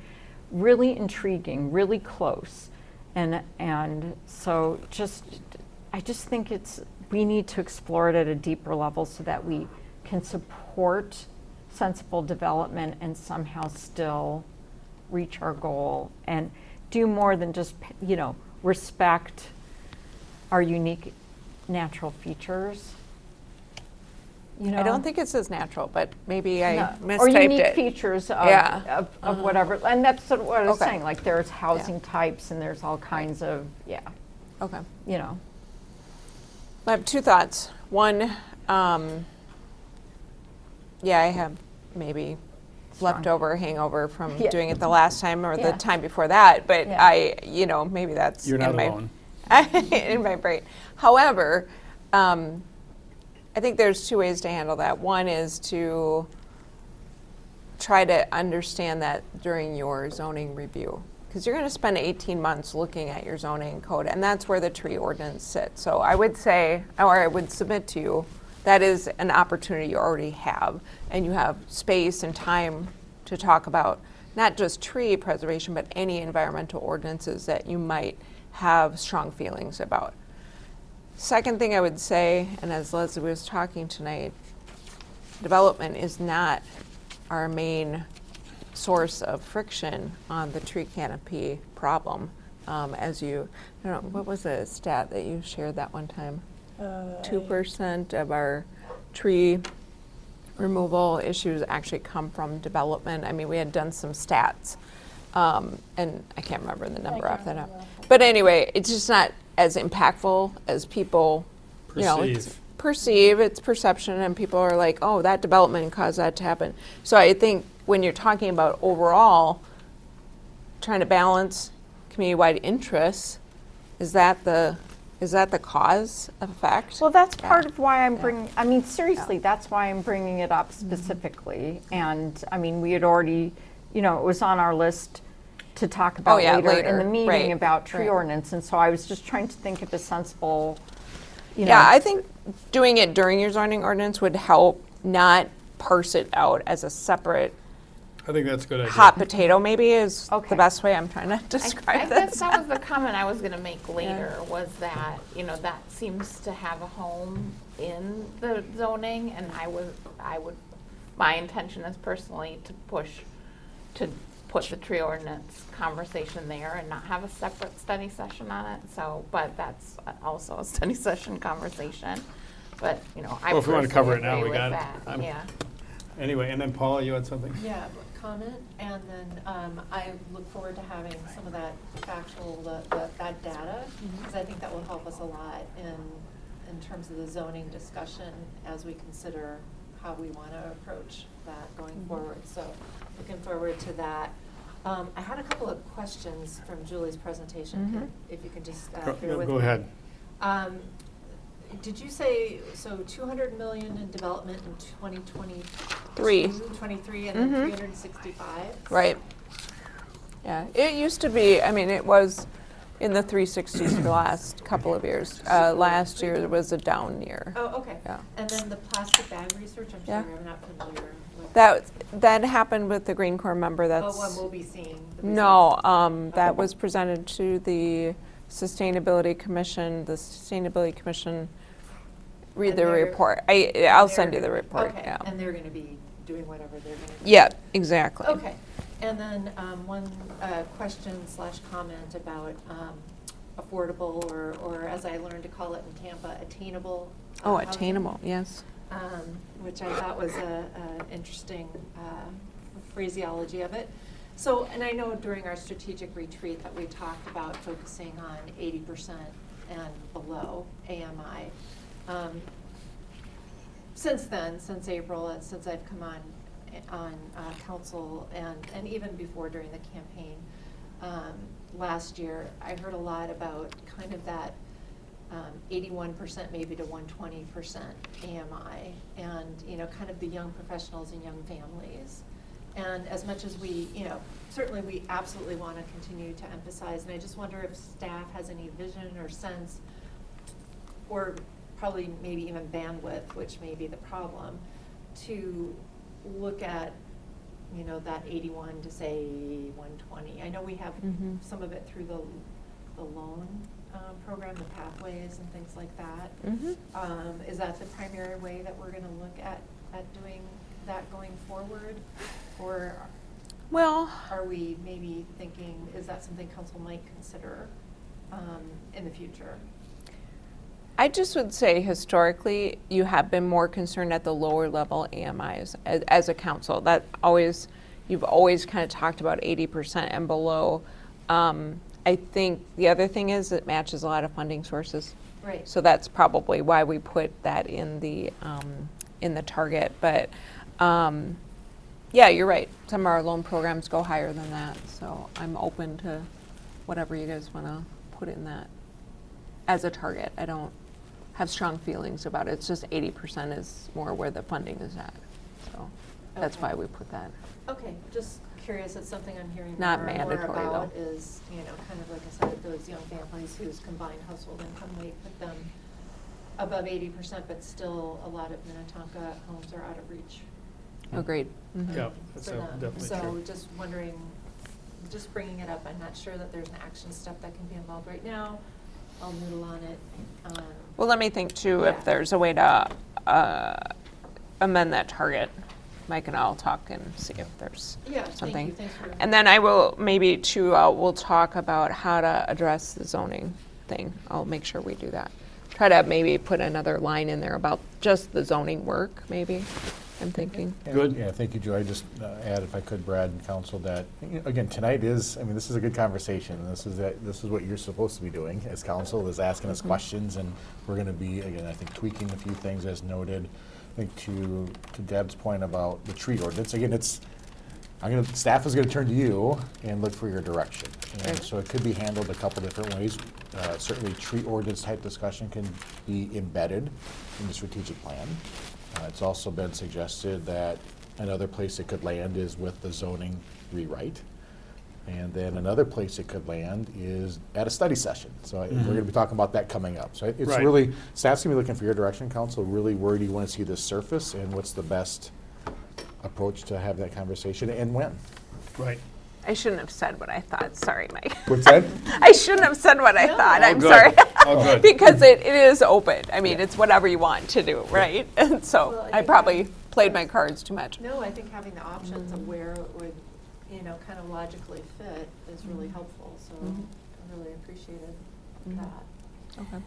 And I mean, and there are a lot of reasons that that particular issue comes up, because we've had some really contentious meetings, and it's going to take us a while to get through the code, and the intent of like the woodland preservation area ordinance was completely perverted by a particular developer, and it can definitely be dealt with, when we talk in the code, but it's a particularly, some things just need to be sort of refreshed and reworded, and some things just need to be reworked, which is a heavier lift, and that's why, I wasn't the only person that talked about getting those ordinances on a study session for that reason, but I totally respect why people are trying to streamline the discussion. Well, and I think some of our conversations on some of these things, we have some experience. We know what the consequences and the unintended consequences of some of the things that we've done are. So I think there may be more, tweaks and additions that tackle those issues rather than, it's not like we have a blank sheet of paper and we have no tree ordinance. We have one, but we know that there are probably areas that can be improved. And so how, what's the most efficient way to do that based on the experience we've had would be kind of my take. So we can talk about that some more. Anything else on this section? Otherwise, Mike, I'll turn it back All to right, you and we'll thank move you, on. Sorry. Mayor and council. No, you're good. Thanks. I just want to quickly check in on time, so it's 8:06. We have Yep. 2 more to get through Okay, on our first agenda item. So we'll do our best to keep things moving on a Okay. staff level. let's keep it moving. Yep. So Will Manchester, I'm reaching around the pole to see him over there. Hi, Will. Still You're over here. there. Will has infrastructure and asset management. All right, thanks, Mike. We kept it simple, reliable, high-quality infrastructure, so it's kind of speaks for itself. I'll kind of go through the highlights. So we completed the Hopkins Cross Road Trail project from Cedar Lake, which all of you are familiar with. We did receive a large sum for grant non-city funds, which was really helpful in that project as well to complete it. The second one, we maintained our city infrastructure. We started our water meter replacement. We've got about 700 to 800 in this year. We do stop for the winter just because of complications with water shutoffs in the freezing temperatures, and so we wait until the spring and then start Yep. back up. Wayzata Boulevard improvements, we completed those, and then our city crews actually paved 24 lane miles, which is a lot for our crews to do on their own. And then citywide infrastructure assessment that Mr. Nelson mentioned before. Working on that, just kind of looking at our core services and how we move forward on funding and everything related to that. You've seen this one before. We did get approved for the Department of Commerce solar on public buildings, and so you'll see that again here shortly. That would be Central Fire Station 1 and then a ground array at well number 3 off of Lake Street Extension. And then the last one, we administered around 400 right-of-way permits. I know all of you have gotten calls, and so one of the things we've looked at too this year is our planning efforts and how we administer those going forward and just keep tabs on them even better. They've doubled, so in the last 10 years we've seen pretty much double in the amount of permits that are coming through. Our first one, desired outcome, improve reliable and efficiency of utilities and facilities. So continuing the first one to look at our utility replacement program needs, not only for our piping, but our water, our lift stations, our water towers, our wells, everything related to that. The second, just kind of looking at our asset management for our city infrastructure, sustainability, and then also for things in the right of way that I just mentioned as well, just how we track them and keep track of them as they come in. And then finally, our GIS, looking at our future goals and then utilizing GIS technology, so not only in public works, but citywide, we also help a number of other departments on our GIS efforts.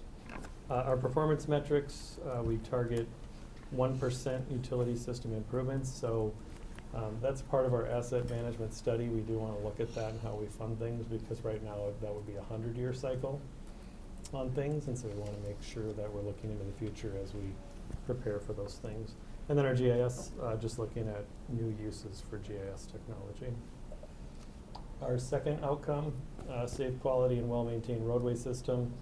So with the light rail wrapping up, a lot of the construction efforts in Opus, we're finally getting to our pieces of it. We've kind of put some of those streets off, and so we're not getting in and doing work, and then it was getting disrupted, so we'll look at that this year to make sure we can get that done. Jeremy from engineering, he tracks all of our annual pavement plan updates, and so we make sure we look at our 80% index just to keep our streets in good shape. Community development, meeting with Met Transit to discuss quarterly route updates and then increase connectivity in the city, and then finally collaborate with our regional state and state agencies such as MnDOT, Hennepin County, Three Rivers, anyone that we work with around the city. Looking at our pavement condition index to maintain 80 and above, just to keep our roads in good shape. And then 10 miles of street systems improvements every year. And so essentially we can touch every street within 20 years is kind of our goal right now. Our last one, enhanced safety, walkability, and connectivity of our trail system. So partnering with PD, just looking at our traffic, as well as looking at educational efforts for e-bike and state regulations to get out to folks. Coordinating our capital improvement trails. Our next big trail project would be Minnetonka Boulevard. In 2026, it would take utility burial in 2025, and so that we need to start later this year, or excuse me, as the year clicks over. And then finally looking at our Opus trail lighting, another one we've kind of waited on just to make sure that some of that work is done down there. Looking at some of the metrics on that, we would look at how it connects the quarter-mile household connections. So in the next 3 years, about 4.2 miles and then 800 new households connected as the trails are built.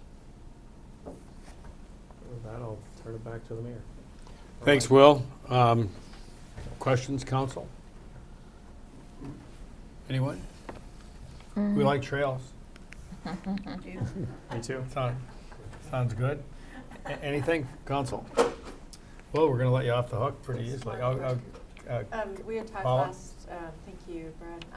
We had talked last, or brought up the option about possibly doing an escrow for fiber optic works. Is that something that's potentially, or has that been determined to? Yeah, we talked to our city attorney. It's something we'll bring back when we come back next Okay. time, either the bond. Yeah, we're looking at it right now. Okay, Yep. great. And then one other follow-up is, the cost of trails are so expensive. We've seen that exploding in recent years.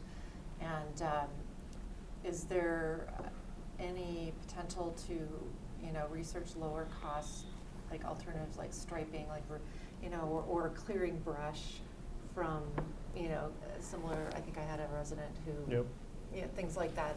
Is there any option for that? I mean, I just know that that might be something we have to look at cutting back on in future years, given the expense, but. Yeah, good question. I mean, we've been looking that over the years. So if we do an overlay, we have looked at shrinking the lanes to add some, but they end up being on road, so we'll continue to look at them. The expense comes when it's off road, and a lot of the segments we're building right now is everything that we didn't build before because it was difficult, and so that's why they're so expensive. Right now running into retaining walls and wetlands and everything, everybody pretty much stopped before they got to. But yeah, we'll continue to look at anything possible. Okay, all right, thank you. Thank you. Anything else? Back to you, Mike. All right, thank you, Mayor, Council. Last one is community inclusiveness. Jace Alexander is our team lead in replace of Jace this evening as Miranda Dahman, our assistant city manager. Jace is out for a little bit of time, so Miranda is stepping in. Yes, I'm pinch hitting for Jace, so please be kind. I will do my best to fill in for him, but he's so good at this work and what he does every day that I know I can't totally fill in for him, but I will try my best. And Sarissa can definitely help too. She's been involved heavily with Jace and his work, so between the two of us, we're going to try and get this done for him. So community inclusiveness, Jace is the team lead, and the definition is to create a community that is engaged, tolerant, and compassionate about everyone, embrace and respect diversity, and create a community that uses different perspectives and experiences to build an inclusive an equitable city for all. So I know that definition was worked on quite heavily in the conversation here, so that was the final language. So some 2024 highlights. This is just a snapshot of all the work Jace has done and led, but launched the DEI Commission. They're in a really good place. Or just voted on their work plan last month. That'll come to council here in January, and they're really getting focused and really have some good things on their horizon. Reviewed hiring language with HR, implemented sensory space at multiple city events, and held inaugural Black History, Hispanic Latino, Latinx, and Pride Month's community celebrations. Those were all new to Minnetonka. So desired outcome 6.1 is that all people feel welcome and engaged. So 4 action steps there. Organize cultural festivals that celebrate diverse heritage through food, music, and performances showcasing the unique contributions of various communities. So that's been happening, continuing to happen next year. Facilitate engaging workshops and panel discussions featuring speakers and experts on DEI, fostering a culture of continuous learning and community education. Using surveys and community feedback to assess the effectiveness of inclusiveness initiatives and identifying areas of improvement. I think with that one that Jace was thinking at events, people come visit him, he'd be surveying them on the spot, even just through conversation questions, not necessarily always formal ways.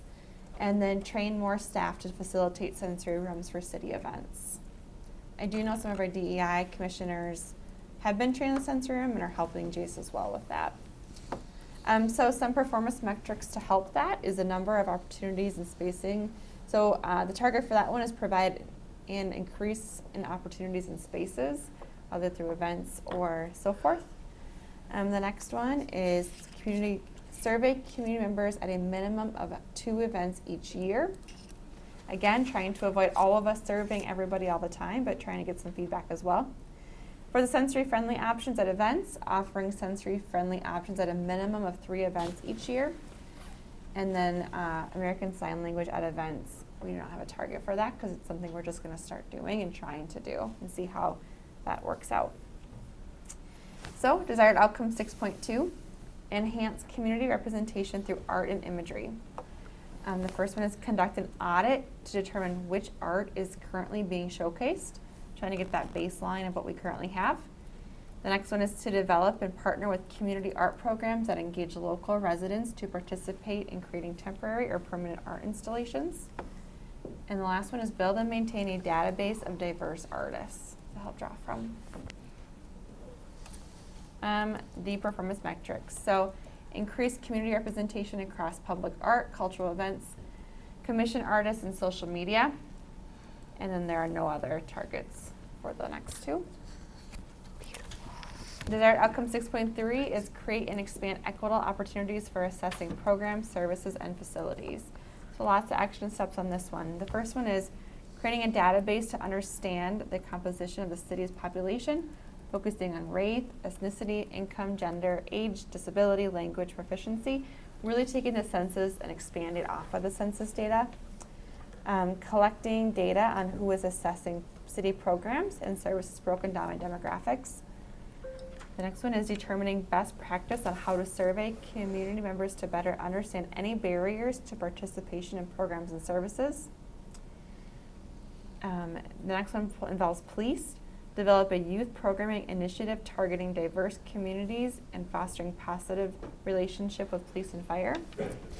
Public safety in that one. The next one's with Sarah Westy and Recreation. Purchase and implement the WebTrack app and offer additional user-friendly online features. The next one is provide new class offerings in each area, youth, teen, adult, and senior. And then we have promote programs, services, and events at the Marsh.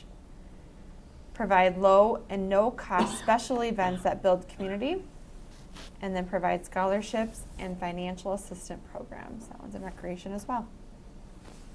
So some targets for those are down to the ACE program participants.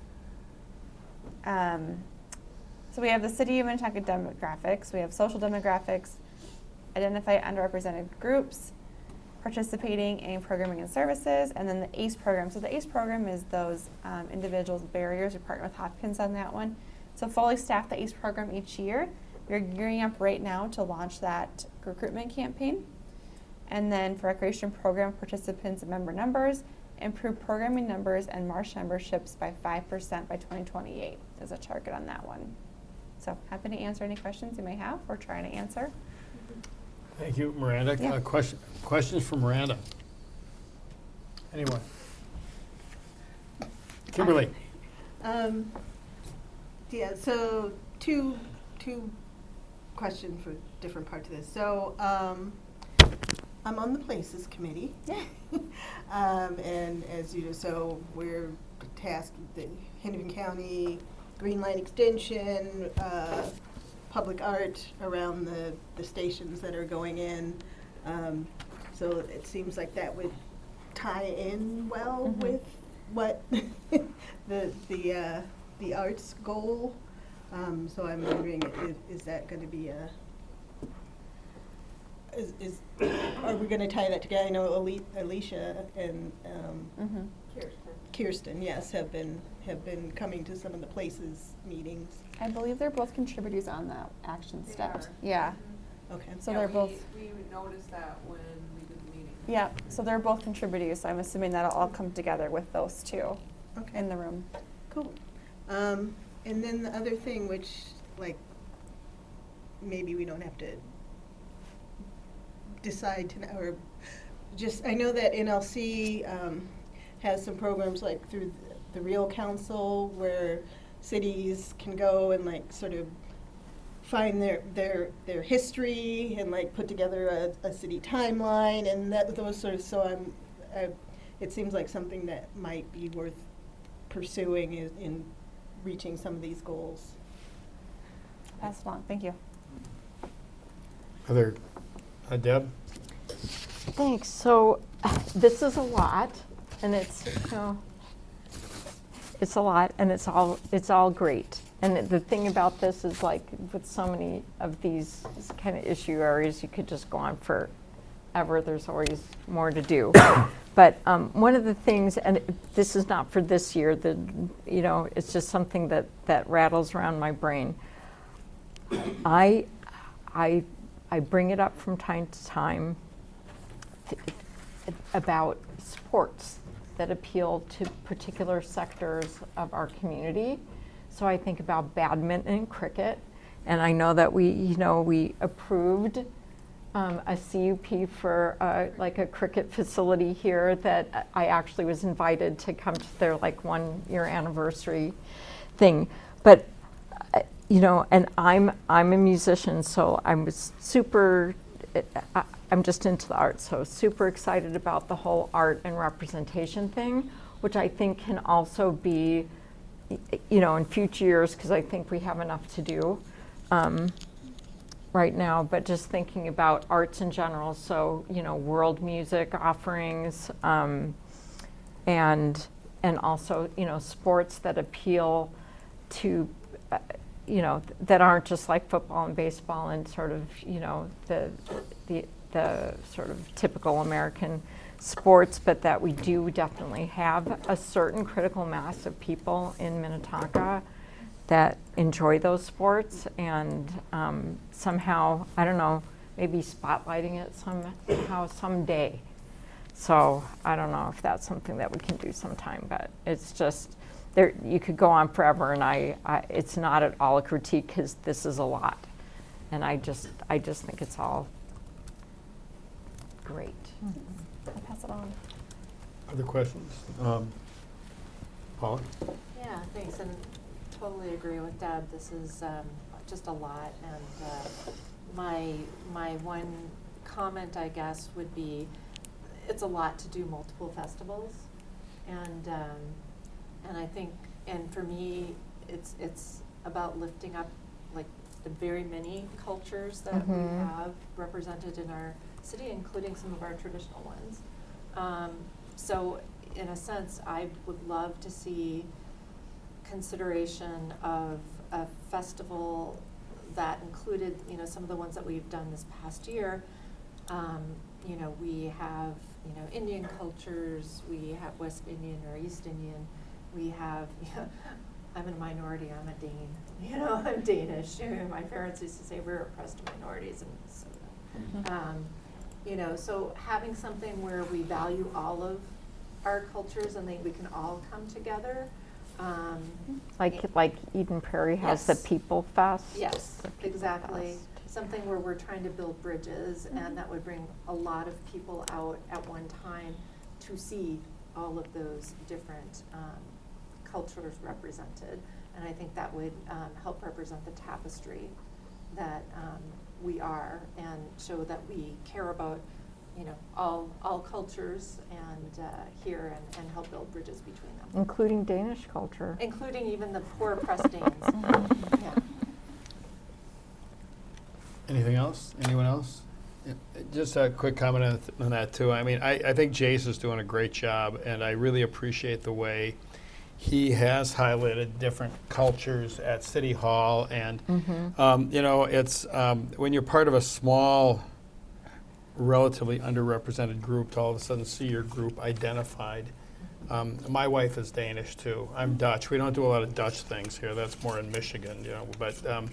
But you know, it's yeah. I mean, when there's that recognition, I mean, that brings people out and they feel connected. And I agree that maybe we don't have, you know, for some of these relatively small, underrepresented groups in our community, by doing something where we have, you know, everyone shows up and you know, has different representations of the many different cultures we have, I think could be fun and positive. And I know Jace is very creative, and he's done a great job. And I think, yeah, if we have ideas, we should share them with him, because I think this is an important area and opportunity to build community. And to the extent that we can do that, we'll all benefit. So my quick comment. Anything else? Otherwise, I'll turn it back to you, Mike. All right, thank you. Thank you, Brad, Miranda. Council. Maybe, so Miranda, again, we're all taking notes here. As you can see that was at the staff level. I would say just a couple of quick things. Maybe Kelly O'Day, I'm going to put you on the spot. Kelly, you're also behind the pole over there somewhere. Hi.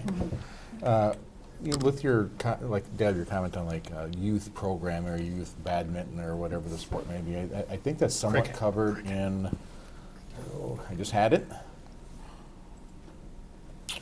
Sorry, had my finger on it. Oh, action step 634. The Native American lacrosse. Where it's developing youth programming to target diverse communities. And Kelly, I don't know if you can speak a little bit about how you analyze programming and really the intent behind that action step as well. Yeah, definitely. And I think we do analyze programming, you know, seasonally here. And Debbie made a great point about badminton. We actually have one of the largest badminton programs around, and we've got a lot of people coming. So I think it makes sense to look at those non-traditional sports, but we do evaluate our programs. We send out program surveys, try to do our best to figure out what people are looking for in the community and address those needs. Yeah, thank you, Kelly. And Thank you. the other thing, just with your comment too, Paul, on art, I think that's somewhat captured in that action step 622, which is developing and partnering with community art programs. I know it's really kind of art programs. I think that's the whole intent, is to really explore how do we lift that up even further. And so there's a lot more kind of, the word you use a lot, meat on that bone. So I think there's a lot more coming on that aspect, and I think these comments are very helpful. We'll pass those along to Jace in that. Yeah, thanks so much for the art. I really appreciated seeing what we've done this year. Yeah. Yeah, well, just, I mean, the Yeah, art, I mean, the art just- in I the was room, just- and then, but I love the art in the hallway here that celebrates the different looks of people in Minnetonka. I mean, when the artist was putting that up, I mean, I stopped and talked to her, and it just gave me kind of just a warm, positive feeling, you know, about our community and you know, just the diversity of our community and the diversity of the work that people do and things. I mean, I think that's just a great representation, and it does give you a very positive feeling about our community as you look at that and see that. Thank you, Brad, for those comments. And then the last slide I have, and then I think we'll be done with this, is, again, just kind of putting a bow on this entire conversation. If you look at the left-hand side of that, we started with mission, vision, values this last April. And that transcended into our study sessions these last 6 or so months, really building those desired outcomes. And so your team leads that you've seen here tonight have been in front of you in those study sessions, still kind of honing in and filtering the best language and best direction for you, council, that you're setting for us. And then, as I noted, what staff has done here recently is gotten together in our teams and really pulled together performance measurement, metrics, and those action items. So this is really kind of pulling it all together. What then happens once it's approved or adopted in January, the right-hand side of that then is kind of that rolled-up reporting. So it started with council, high level. We bring that down to our staff to fill in action steps, and then when it comes back to you, it's bottom up in terms of reporting. So we have a lot of folks you saw on the slides tonight that are involved. When it comes to those quarterly updates, they provide those updates. Those roll up to our department heads and our team leads and roll up to you into those quarterly reports. So it's really a pretty robust process. I appreciate all your time this year. Hopefully you feel there's a lot of value in it. As I teed up this conversation, really sets into motion our body of work. I can't thank our staff and our council enough for the teamwork as we've built this together. It is a team effort, and really appreciate being part of that conversation. So with that, Mayor, Council, we're done with this. I guess we'll package this together, as I mentioned, bring it to you in January. We'll come forward with some tweaks. We'll point out those tweaks so you know what those look like, and then we'll look for you to approve this. And then really the discussion question that remains is, do you support this, and are there other things that we should be considering? Well, I'm going to take that as a yes or no question because we've had plenty of discussion. Yeah. So, council comments, all good with this? Yes, yes, I'm seeing all All good? I'm seeing all yeses. Okay, we'll move on. So, Okay. I've got 8:30. So we've been at this for 2 hours now. Let's take a 5-minute break, and then when you come back, let's talk. We've got quite a bit of stuff yet. Let's talk about how long we're going to spend on it. I'd like to think we could do the balance of this after we come back in an hour. That's what I'd like to think we can do. So I'm going to challenge everyone on that. But if someone thinks differently when we come back, say that. Otherwise, we're going to target getting it through it in an hour.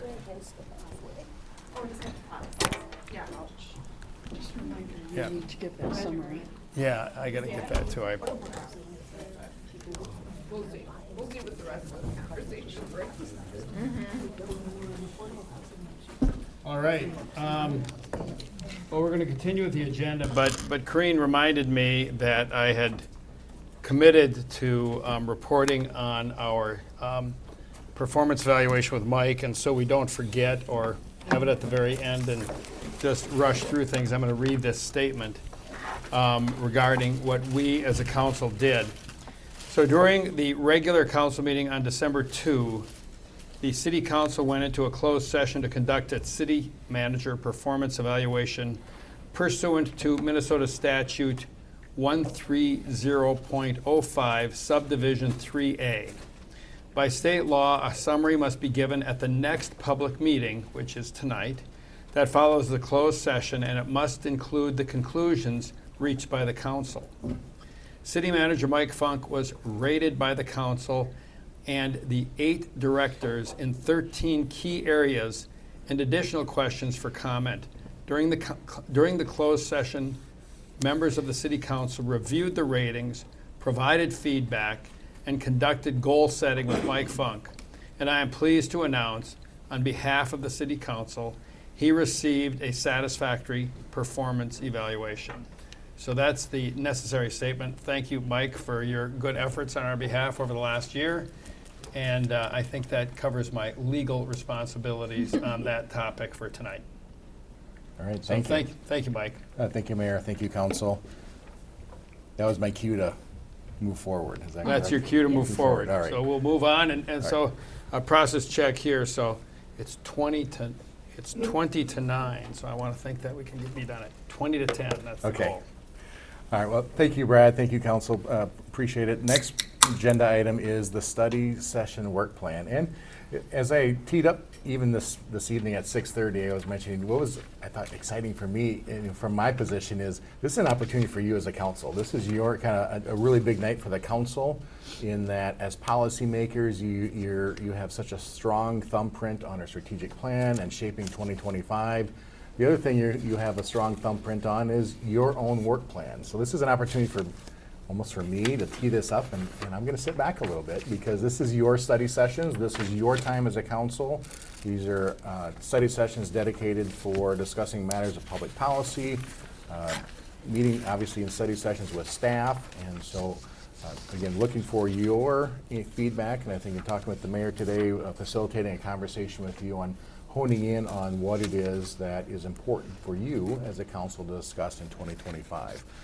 In the staff report, and I think this is illustrated on the next slide, thank you, Sarissa, really in the staff report, tried to break down study session topics into 3 different categories. The first one is what we're calling, I don't know if this is the right wording or not, but it's the annual procedural items. So there are items that are already kind of spoken for in some way in the study session work planning. Largely those around the budget items, legislative priorities, these December stuff, right? We kind of fill up December study sessions already every year. So you have, in essence, 11 study sessions to do a body of work.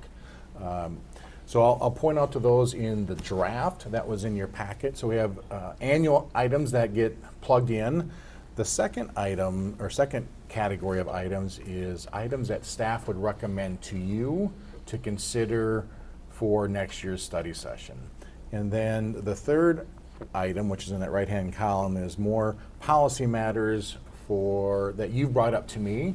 This is conversations that I've had either one-on-one when we've met, notes that I've taken during previous study sessions this past year, or comments that have been made in council meetings. So hopefully I've captured all this correctly. In the staff report, I didn't write any narrative around this. I assume this is an opportunity for each of you to talk about items that might be important to you. And then we'll go through an exercise, if it's okay with you, like we did last year, and that's using Mentimeter. So have your phones. This is the time you get to use your phones, and like in the classroom, play with your phones during the meeting. So we'll do that here this evening. So we'll tee that up here shortly. What I do want to point out, just a couple things before I turn back over to Brad and to you to discuss, is I really want to just highlight the items in the middle, items recommended by staff. And so these are some items we as staff are recommending, to you for your consideration to plug in next year. The first one is fire station analysis, and that goes back to the Public Safety Master Plan. Chief Fox is here and can talk to the work that's being done right now. At some point, we think in early 2025, staff, we need to bring forward the results of that fire station study, because that's going to put into motion discussions regarding our long-term financial management plan and the timing and scope of and what do future improvements look like to our fire stations. Along that same vein with Chief Fox is the service level objectives. That also was a recommendation out of the Public Safety Master Plan. Chief Fox will be looking to come forward with what we mean by service level objectives. If I were to simplify that, it's a lot to do with the response times. And so what is the city council's goals regarding service level objectives around response times? What does that look like? And then ultimately that leads into a conversation about how do we then fund and provide the right resources for achieving those service level objectives. Next one's a housing update. We usually call it Julie Wishnack July. All things housing. I say all things housing in July. That's kind of been a staple the last number of years, is really getting to a lot of housing conversation in July. So a housing update. Will Manchester earlier this evening during the action steps talked about the infrastructure, rate study, analysis. So we're doing that work, and we believe next year at some point in the study session we need to bring the results of that to you for more conversation. Julie's already touched on the zoning code rewrite, and actually Susan Thomas mentioned that at last Monday's council meeting, and the timeline, the next 18 months around the zoning code rewrite, and there's some touch points in that. So bringing some touch point conversation back to the council next year in study sessions. Community facilities, at some point, Mr. Day's over there, at some point we as staff believe we need to talk about long-term discussions about our facilities. That circles back to the facility study that was done this last year. Questions again remain about the marsh, and so what are we going to do with the marsh long-term with capital improvements? What about the community center? What about Williston? What about Glen Lake? So there's more conversation needed on that front. Came up here I think a week ago, and that is refining the city manager performance review process. So that will be at some point an agenda item next year. And then Opus, that got brought up too tonight in terms of more conversation needed with Opus. We're going to be attacking bonding bill again this year, and we're going to be starting that work. Matt Kumka will be starting that work in addition to all the dog work he's doing with Purgatory Park, looking at Opus development and starting that process as well. So that's quickly the rundown on what staff is recommending. Mayor and Council, we'll come back to your column. I should call it your column, for lack of a better word, your column on the right-hand side. If you want to go to the next slide. Nope, you want to pull up. So in your packet, again, I was trying to be very sensitive to not just plugging this in for you and saying you don't have time or space, council. And so what I tried to do a little bit is to plug in the items that were on the left-hand side of that page we just looked at, and that is some of the annual things that we do. So what I've plugged into this point is in February, we usually have the community survey results come back.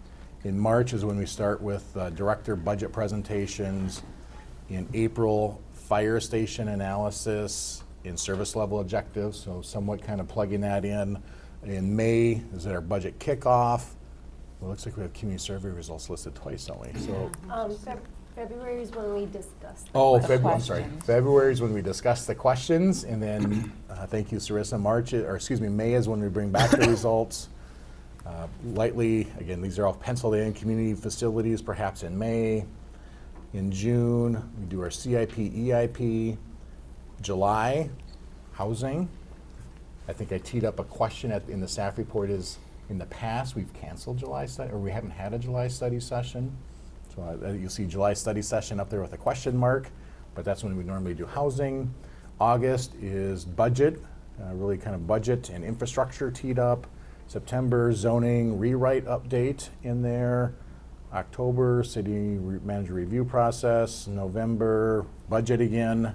And then December, mirroring what we're doing here tonight, kind of gearing up for then 2026. So it gives you kind of a rough idea of just plugging in a few things. But again, there's a lot of space in there to do more discussion. And Brad and council, I turn this back to you to coalesce around your time. This is your time. All right. Your study sessions, your time. And for staff, we'll be looking for your direction on what you want to discuss. And we have Mentimeter. So Brad, so we want to go back, Sarissa, to the previous, I think, slide. Thank you. So then on the right-hand column here, these public matters recommended by council. So these are items, again, I've noted how they ended up on this list. I sent an email out recently, and I was really wanting to make sure I was capturing everything. Hopefully I haven't missed something. If I did, my apologies. It would have been okay if you missed some, but Yeah. that's okay. Remind me again. Conference. Oh, yes, conference, yes. So I did miss something, so thank you, Kimberly. Conference, so conferences, so attending conferences. If we want to do like a conference debrief, we'll need to add to the list. And I see. And Mike and I talked about this earlier. We've sort of touched on it, but we never really, addressed it. So many of us are on committees as, say, liaisons, and sometimes like I'm on the Southwest Suburban Cable Commission, and I'm really a liaison. So, we've already discussed, how do we transmit information or ideas from conferences without sort of overloading Mike and staff, but more importantly, like we're actually liaising, and like I was asked to sort of help the city coalesce around signing a letter on one of the committees that I'm on. Mike dutifully signed the letter, but we didn't. The rest of us did. I saw it, but how do one of the questions I'm wondering is should we be discussing how to make our liaising efficient and like truly effective in terms of transmitting the information both ways? Even when I think about like EDAC, if staff has ideas for me to take to, what our priorities would be for the Improving Services Delivery Committee, or something I should make sure to impart to the EDAC when I'm at that meeting. or the Minnetonka Family Collaborative. So I've just been thinking about how can we make that more useful. I think we all serve a great purpose, and also how can we make sure that we're representing the city as a whole and not just our personal I think that's an important question, but I'd recommend that we write a summary and send it to Mike and ask him to share it with the entire council. And I think that's legal if it goes through the city manager and we all get the same information, is it not, Corinne? Yes, just distributing information, Right. yeah, And soliciting it, and maybe soliciting an action by the council. Do you support this, yes or no, or something like that? I think that's efficient. That can't be done. Pardon me? Well, but we're looking for direction. We're looking for direction on something. Do we want to sign a letter? Soliciting action from the council has to be done in a public meeting. I mean, if you're asking the entire council, what do you think about this, and the council's going to respond, that has to occur at a public meeting. That How can't be- about, do you want this letter to be submitted? I mean, There is a commissioner's opinion that found that it was an open meeting violation for it was a drug task force, I forget the name of which one, but that specifically is what happened. They were circulating a letter saying, should we send the letter? They did it by email. It was determined to be a violation of the open meeting law. all right, but here's the point. I'm not going to distribute it to the council. us, yeah. I'm going to submit it to Mike, and he is going to send it to all the council members and make it part of the public record as far as that goes. But it's, I mean, we need to get information. Well, maybe I misunderstood. What I thought you were asking was whether the letter was being distributed with questions to the council member, should this letter be sent? That cannot be done. If the letter is being sent by a separate body, a different commission or whatever, and that can be communicated, this letter has been sent, and that's information Okay, provided but to the council. I'm being asked to sign on to this letter by this organization. Yeah, I think she's saying you can't do it. You can't But get do that. feedback. Could we, I guess it would depend on timing, but could it be something where you send a summary, it's shared with the council, and then that goes on the consent agenda? So not Don't to- ask me, ask to the not city. belabor things. Yeah, That's a topic that's been suggested as an okay, item and that's for good. discussion. Yeah, so let's, we do want to move through this. So first of all, items recommended by staff. Is there anything somebody wants off that list? I'm not seeing anything either, so we've decided that's all good. So now we are on the right-hand side of the list. We can't do all of that, and we will not do all of that. So we have to decide tonight how to pare that list down, probably by about Half, 75%, 75. because there's always additions. So Mike or Sarissa, if you want to talk about the Mentimeter, maybe set some standards and we can all vote, and although it's not a binding vote, I know, but we can state our opinions, share them with one another publicly, and hone this list down for our plan next I year. have a suggestion. Could we do the Mentimeter first and Yes. see what bubbles up, and then if there are things somebody really wants to make a pitch for that didn't bubble up, they can give it a go. Can I ask just one question about, because I'm not sure what the dishwasher inspections Yeah. / building code is. Well, and maybe, I mean, I think there have been things that we were asked about. I think another council member was asked about that. I was asked about that. I don't think it's appropriate for a study session. I would be willing to take that one off. That's not a study session topic. And maybe we go down and say, there's some things here that just aren't study session topics, and take those off to simplify things. But I would be happy to take the dishwasher inspections building code off the list. I have another question which has to do with what might be in the zoning, what on that list, like would drive-throughs be something that would sort of fall under the zoning? You know, if we're gonna try to fold everything into that should we, I have something that might help. I was just wondering, as I was looking at this list today, it was like, oh my God, there's so much stuff. What really helped me kind of think about it was dividing into categories, streets and transit, and having all of the items that were related to that, housing and development, business, and then basically admin. And categorizing each of those things helped me to prioritize and then decide what, because I went ahead and, without the Mentimeter, started rating what I was interested in doing, and that kind of helped me to grouping them by category was helpful to me, and so something that's development, zoning related. Well, I think we can all identify with things on this list.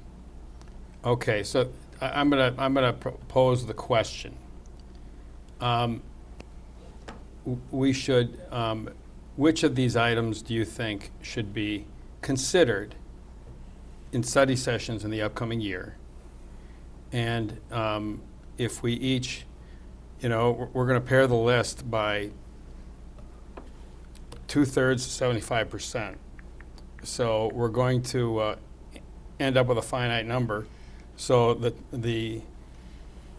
how many are on this list now? Is it like 20? Let's say it's 20. So if we want to get it down to 5 or 6 items, let's agree on a number and let's vote, and then see what we have left. And then we can ascertain, and we might want to say, like, public art. Well, what about public art? Do I like public art? Yes, I do. What about public art? Should we spend $10 million on public art each year? Okay, we need to bring some questions and some specificity, but let's narrow the list first and then ask the question so we can develop a work plan.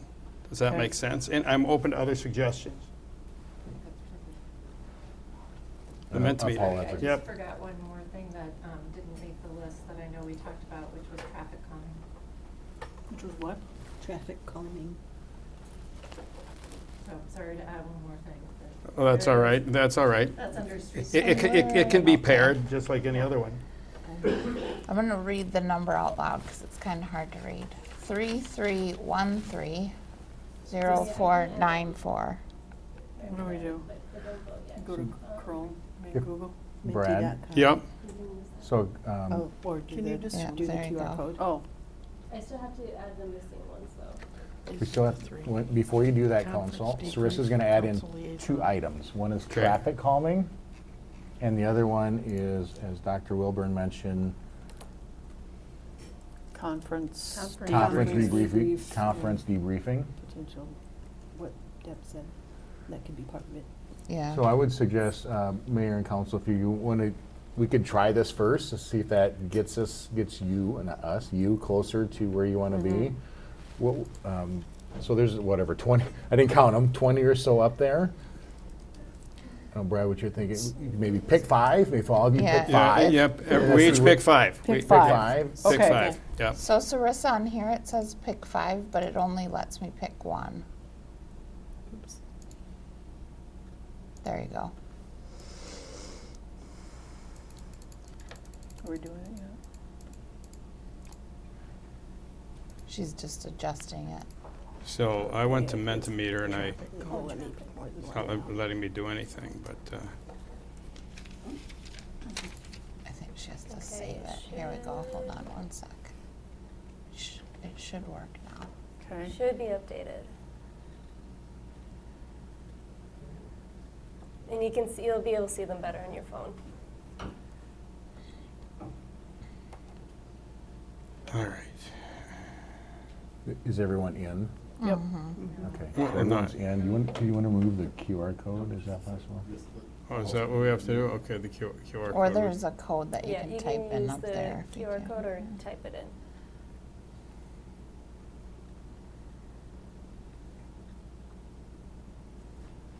Okay, up to 5.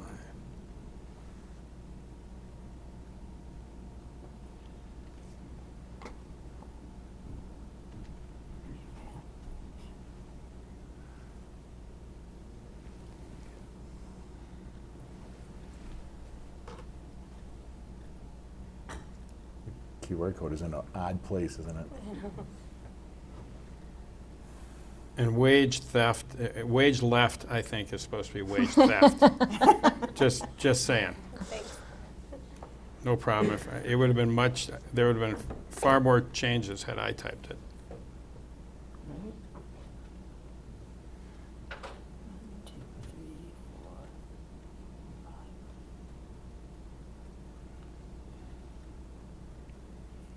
So we just get to pick 5. 5 is it.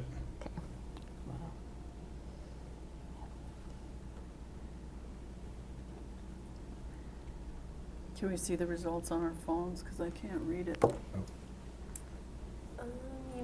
I think there is a button that says see results, view results. Oh, yeah, there it is. Thank you. I think now you can take the QR code down because it's blocking. I still can't read it. Jesus. Is there a- Got it. Got it? I'm gonna wait till everyone leaves. I'm gonna wait till everyone leaves. I don't know. Yeah, that's not better. You can make it bigger. This is not looking good.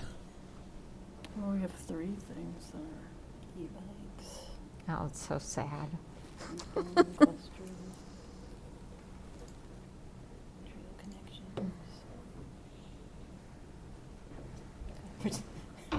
There's so many with just one. Traffic calming. Yeah. Yes, yeah. You can see the consensus. Yeah. I mean, I get like some of them. I Well, we think didn't there's know a one bunch more of things that person. I think could fall under zoning. Yeah, me. So, Well, and we'll also, as staff, as we work through this exercise, if there's ways it can resurface in other places, like whether it's through the zoning code, Boards and commissions. boards and commissions that we can task them with, especially in January, you'll have, as I noted, boards and commissions are going to come forward and do a high-level presentation. Sorry, this side of the room is being quiet. High-level presentation on commission work plans, and so you'll understand their body of work more comprehensively. So if there's something on this list that might fit into what they're doing, drive-throughs is probably an example. I think that's come up with the council before, like addressing drive-throughs. That could be, you could pass that on to perhaps the planning commission to study, or sustainability. So- or sustainability, or both. I think we're still waiting on one person. Are we waiting for a submit? You have to hit a submit. Sorry. Is there, do we know who is not punch? Me, Oh. I I had a feeling it was, but I wasn't sure. Not to isolate you or anything.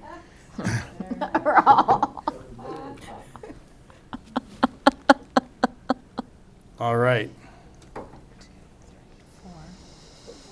1, 2, 3, 4, 5, 6. So I mean, we have 4 things that Right, and then that you two know that have 2.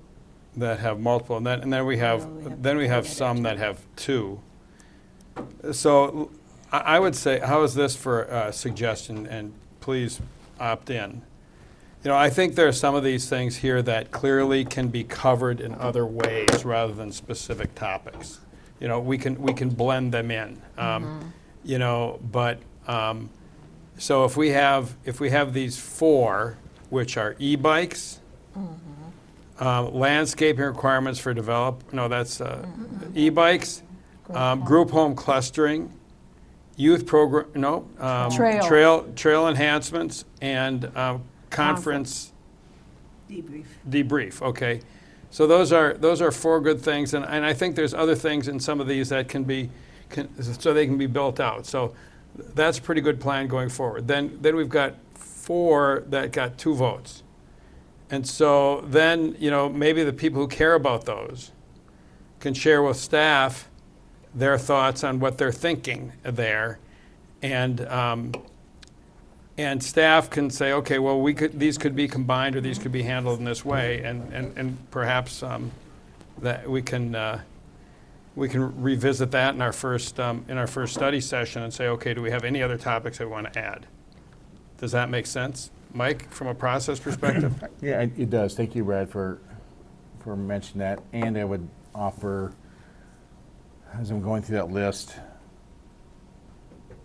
Conference debrief and council liaison seems like they could They go could go together. together. Yep. Yes. Definitely. we can put those together. Why don't, this is helpful, and what staff can do for January 6th is your next study session. Right. So right now, there's nothing scheduled for January 6th. That is your next regular meet, or not regular meeting, Yeah. your next meeting is a study session. So Study right now, session. nothing is scheduled. Is there any direction you want to provide to staff tonight for January 6th? Like picking a staff member who now has to do a study session report over the holidays. Oh, let me pick. When you mention Rebecca, turn that way and let them know who it is. I think that was, I would say that Rebecca had a fairly astute observation in that comment. But, I think, let's say for that study session, we think about ways that these can be let's communicate with Mike and we can have a short staff report on summarizing these and maybe adding one or two items for the year, and we've got it. Because stuff always comes up. Kimberly. Oh, well, that's what I was gonna say, like, we could just decide on those 4 and get those on the, Yep. and then have the half-hour sessions. Yes. Where you can bring up whatever, and That sounds good. Yeah. those things can come up during Yeah. those times. Yeah. These are not being we prioritize. We didn't permanently exercise them from the list. And then the other question I'd like to ask is the having that July study session. Do people have an opinion on that? I certainly have one. Well, I But- think I have Mike one asked us a question though about what are we going to talk about in January, Right. other than this. Is that an issue? Yeah, well, Well, I don't think, thank you, Rebecca. I'll answer my own question this way, and that is, I think you've got a pretty good list here. If you look at the 3s and 2s up there, there's 1, 2, 3, 4, 5, like 6 of them, like 3. So you've got e-bikes, Group home clustering. group home, Yeah, there's about trail 6 of them up there that have 2 or 3 votes. And so what I'll propose is staff can come to the January 6th study session with this more framed up for the rest of the year. I think between myself and our staff, we can make some recommendations for those other ones where they could be woven in other places.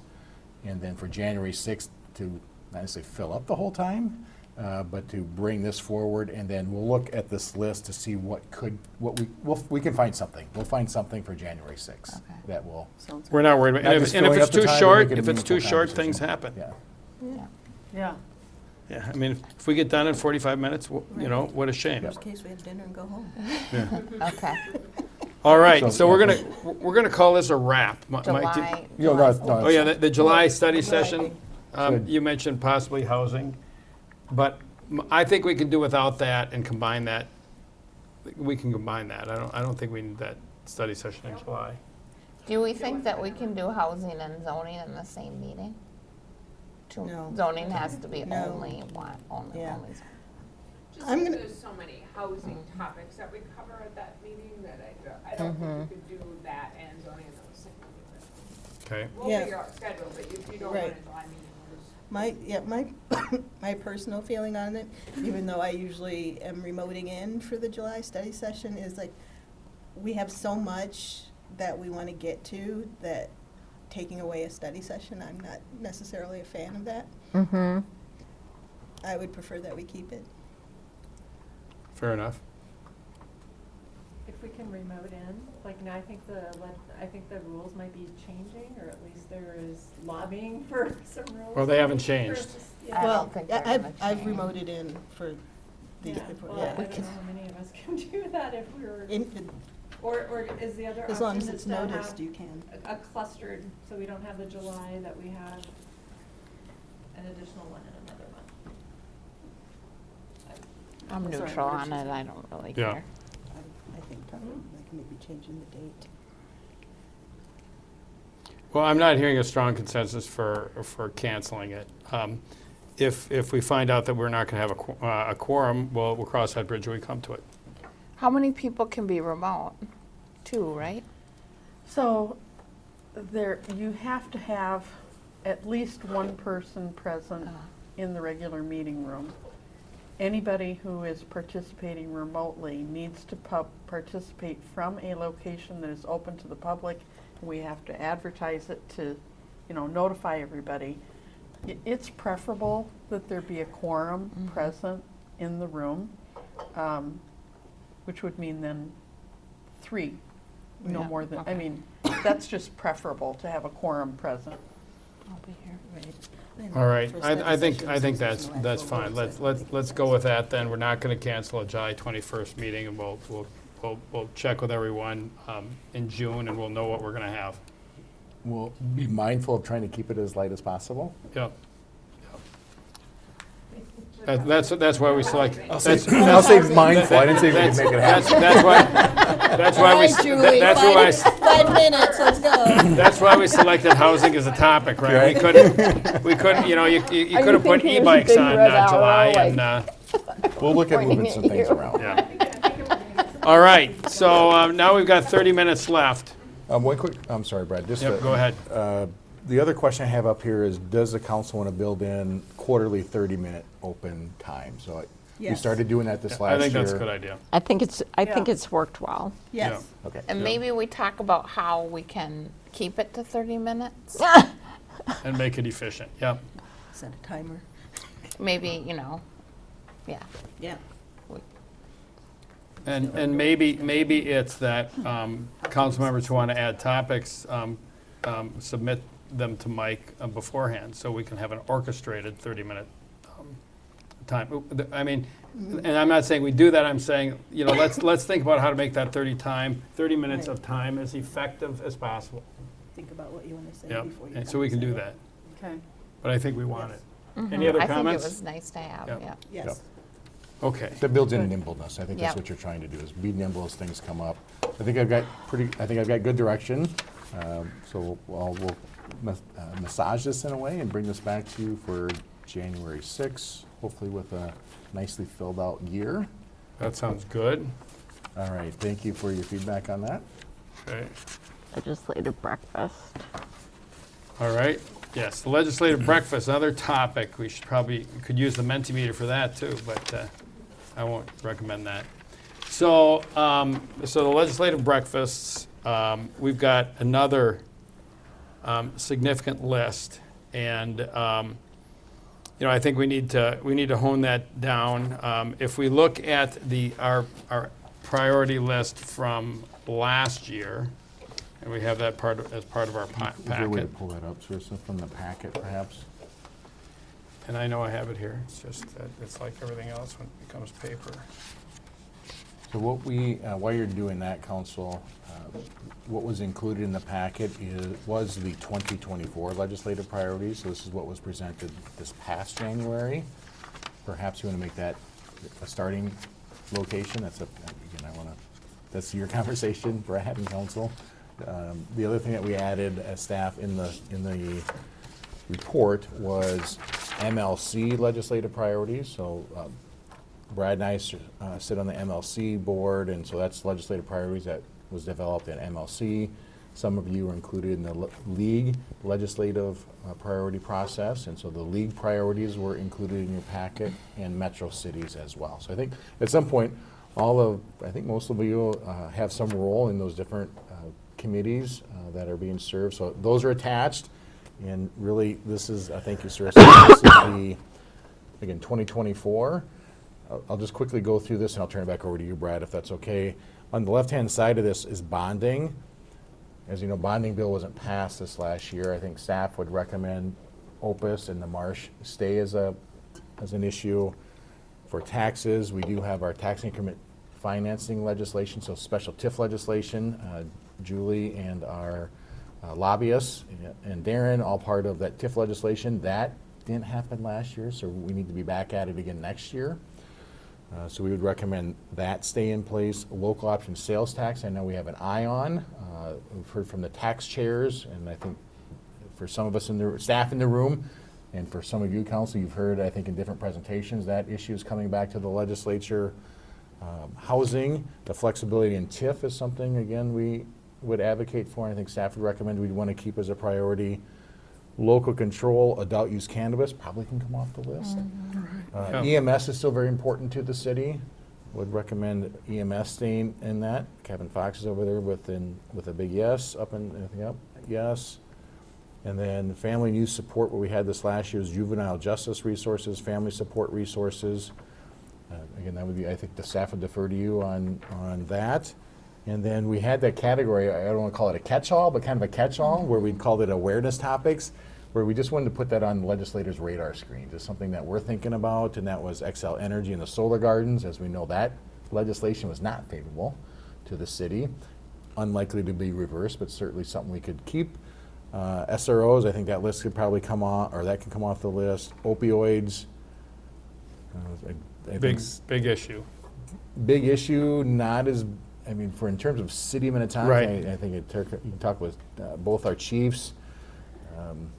A lot happening at the county and state level, not as, certainly a big issue, but not as, for Minnetonka specific, perhaps not as big. And then data practices. I know that I think this came up in conversation with a couple of you about data practices. So with that, very quickly, just kind of running through that, Brad, turn it back over to you for, All right, for the list that's generated and what you want to do with it. Yeah, and that's the thing. So I think that, as Mike identified, there are some topics here that can come off, because I think this list shouldn't be bigger. We should say, okay, which ones can we take off? Then what ones are we not, you know, if we're gonna add something, we have to replace something. So, and then I would say on the local option sales tax, I know staff is very interested in pursuing that, but I don't think council's ever taken a position on it. And I'm not, you know, when I talk about legislative priorities, having something on there that we have taken no position on seems a little out of place to me. So that's my opinion. I'm not saying, I don't know if other people agree.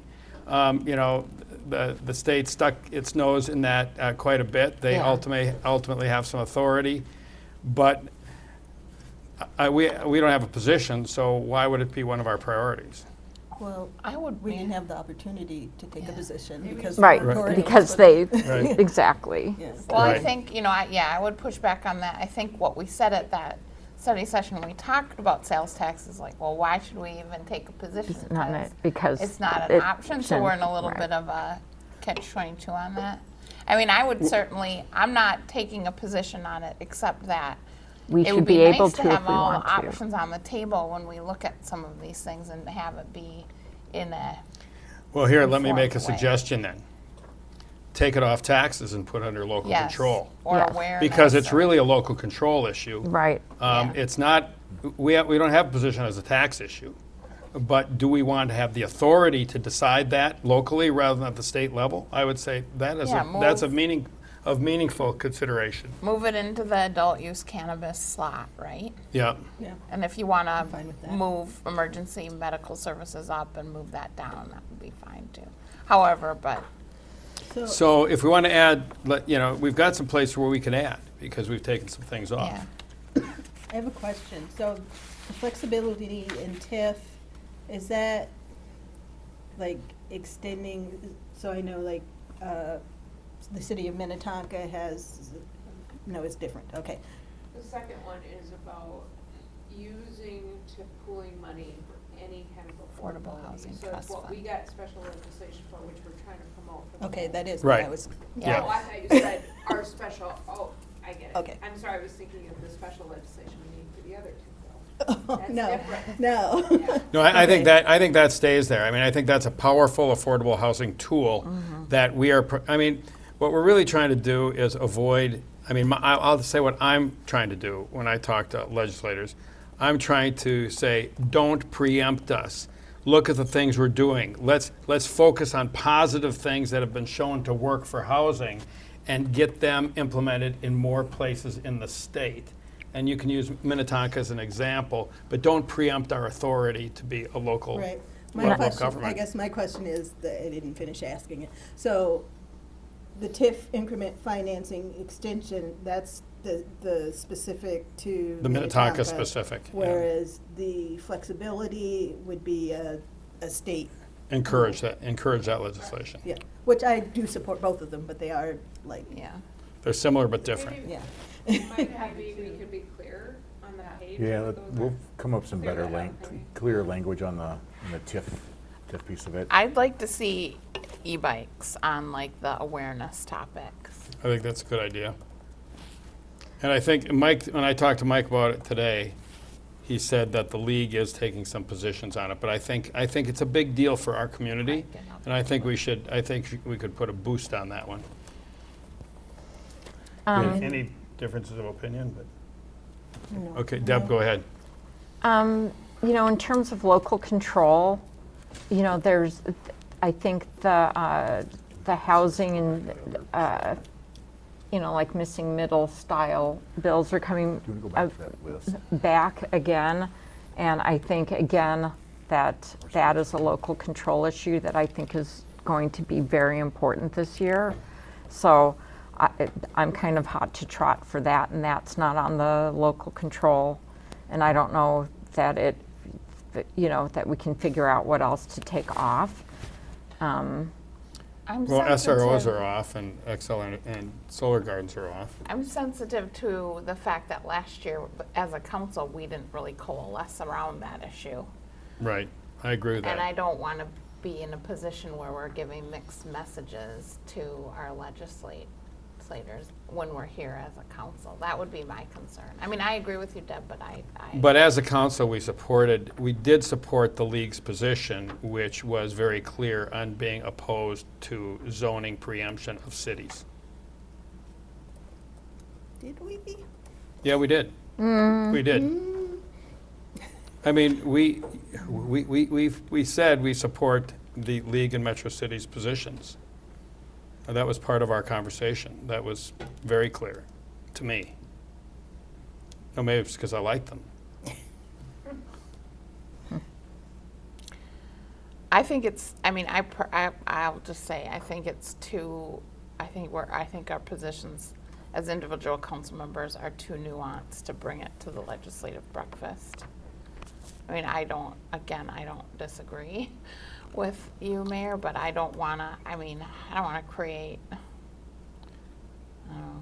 Well, we take votes as a council. I mean, you know, I think, you know, I mean, if four of us think it should be there, it should be there. If five of us think it should be there. If seven of us think it should be there. But you know, we take positions based on votes. Now, we're not going to vote tonight, but if we think it should be there, it should be there. If it shouldn't be there, or if we say it's going to be there and then four people come and say, I oppose that, well, then we change our position. And we have one more study session, a big wide open one on the 6th, right? That we could. January 6th, yes. Right. If I we mean, wanted to revisit this and We- take a vote on whether we. We don't vote. We don't vote here. we don't vote. We indicate our preferences. Indicate preference, okay, sorry. Wasn't aware of that. So, I don't know. Or do it now, whatever. But I think I know that we supported the league position last year. And I know that was contrary to some individual council members' perspective. But we did specifically support the league position, which the league was clear on its position on zoning preemption at the state level. I'm confident of that. In terms of, I don't know. Again, this is sort of gets back to my questions about being a good liaison. But I'm the one that brought up the blood processing centers. I just feel like that's an awareness topic. That's not something that we're taking a position on here, but it's something, I don't know how well aware people are of it. I don't know if we want to bring it up or if maybe I should just, you know, use my personal relationships with people there to raise awareness. So, but it's something that I feel is like a national security or a regional security issue, and so I'm the one that added that. Which one? The blood processing centers. Yeah, I have no objection to that being under awareness topics. I don't think it would take And what's overly long. What's the issue? Yeah, what's the issue? The I issue- donate blood at the Red Cross. Right, and so in St. Paul, there's a blood processing center that is literally the regional blood processing center for the Midwest. It's it. That's where it's processed. And so there have been issues, for instance, with getting blood product from the place of origin where it was collected to that blood processing center and processed in time for it not to expire. We lose a lot of blood product because the blood processing centers are just so limited. And that's one of the reasons we have a blood shortage. Is that a state? I mean, is that, I'm not pushing Yeah. back, I'm ignorant on it. Is it a state-run facility or how? Well, I mean, that's a Red Cross, but I think the state has, if there's a regional emergency or an emergency here, we're using blood from that processing center, right? So I think the whole idea is we need to build awareness around that issue of just the limitation. And what if something happens to it? Yeah, but I would say, I'm trying to be definitional here. I think that's an issue, but it's just like the thing on opioids too. I mean, we just had an opioid summit that we put together with other cities, but this, is this in the wheelhouse of cities? I think we care about it, but to care about it and say we've got to build awareness of something that just is it's an issue, but it's not within the wheelhouse of cities of what we normally do. I kind of struggle with. Trust me, I donate blood every chance I get, and I think it's really important. And I think building awareness of it's a for our public health and a residents. public health safety Yeah. thing, but to me, no different than opioids. I mean, there's only Yeah, we but- just took opioids off. So But it's a public health issue. You're it's a correct. public health issue, but to Mike's point, not necessarily specific. Minnetonka specific as like an overriding issue. It's an important issue, and there are people in Minnetonka that are affected by it. But like I say, we don't. I mean, I brought it. I said I brought it up. I don't know if it's appropriate. I will just. Well, I will just talk to my legislators on my own. Well, no, I'll tell you what. Do this. It didn't make the list in the vote, not the vote. The Mentimeter. Excuse me, Corinne. I'm using the incorrect terminology. Why don't you share some information about your concern with Mike that can be shared with the council, so we can have an intelligent discussion about it. And then. I mean, the other thing is, I talked to Mike about just bringing it up on improving services delivery committee, because that is, that's adjacent to emergency services. So, I'll talk to Ann Finn about it and see what she thinks. We can All take right. that one off. In our last 10 minutes, is there anything else anybody wants to add to our list? Have we prioritized? Are we missing anything? We've deleted some things. We've added one or two. Is there anything missing, or? I'd love plastic bags to be on there, but I'm sure I'm swimming upstream on that one. Yeah, I'd have it more in the context of manufacture waste products and having them to have to deal with that, but the plastic bags would be included. But again, it's more of a regional state. So. One of the things that I'm fine, I'm neutral on plastic bags. I see the benefit of it. I see what Paula said.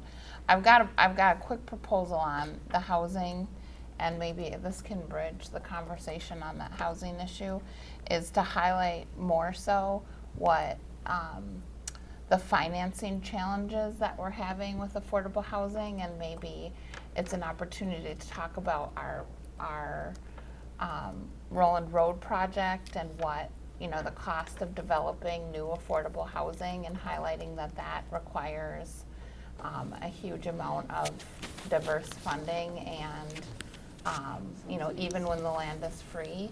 And I think that is something that we certainly could all agree on, and we have some really city-specific data on.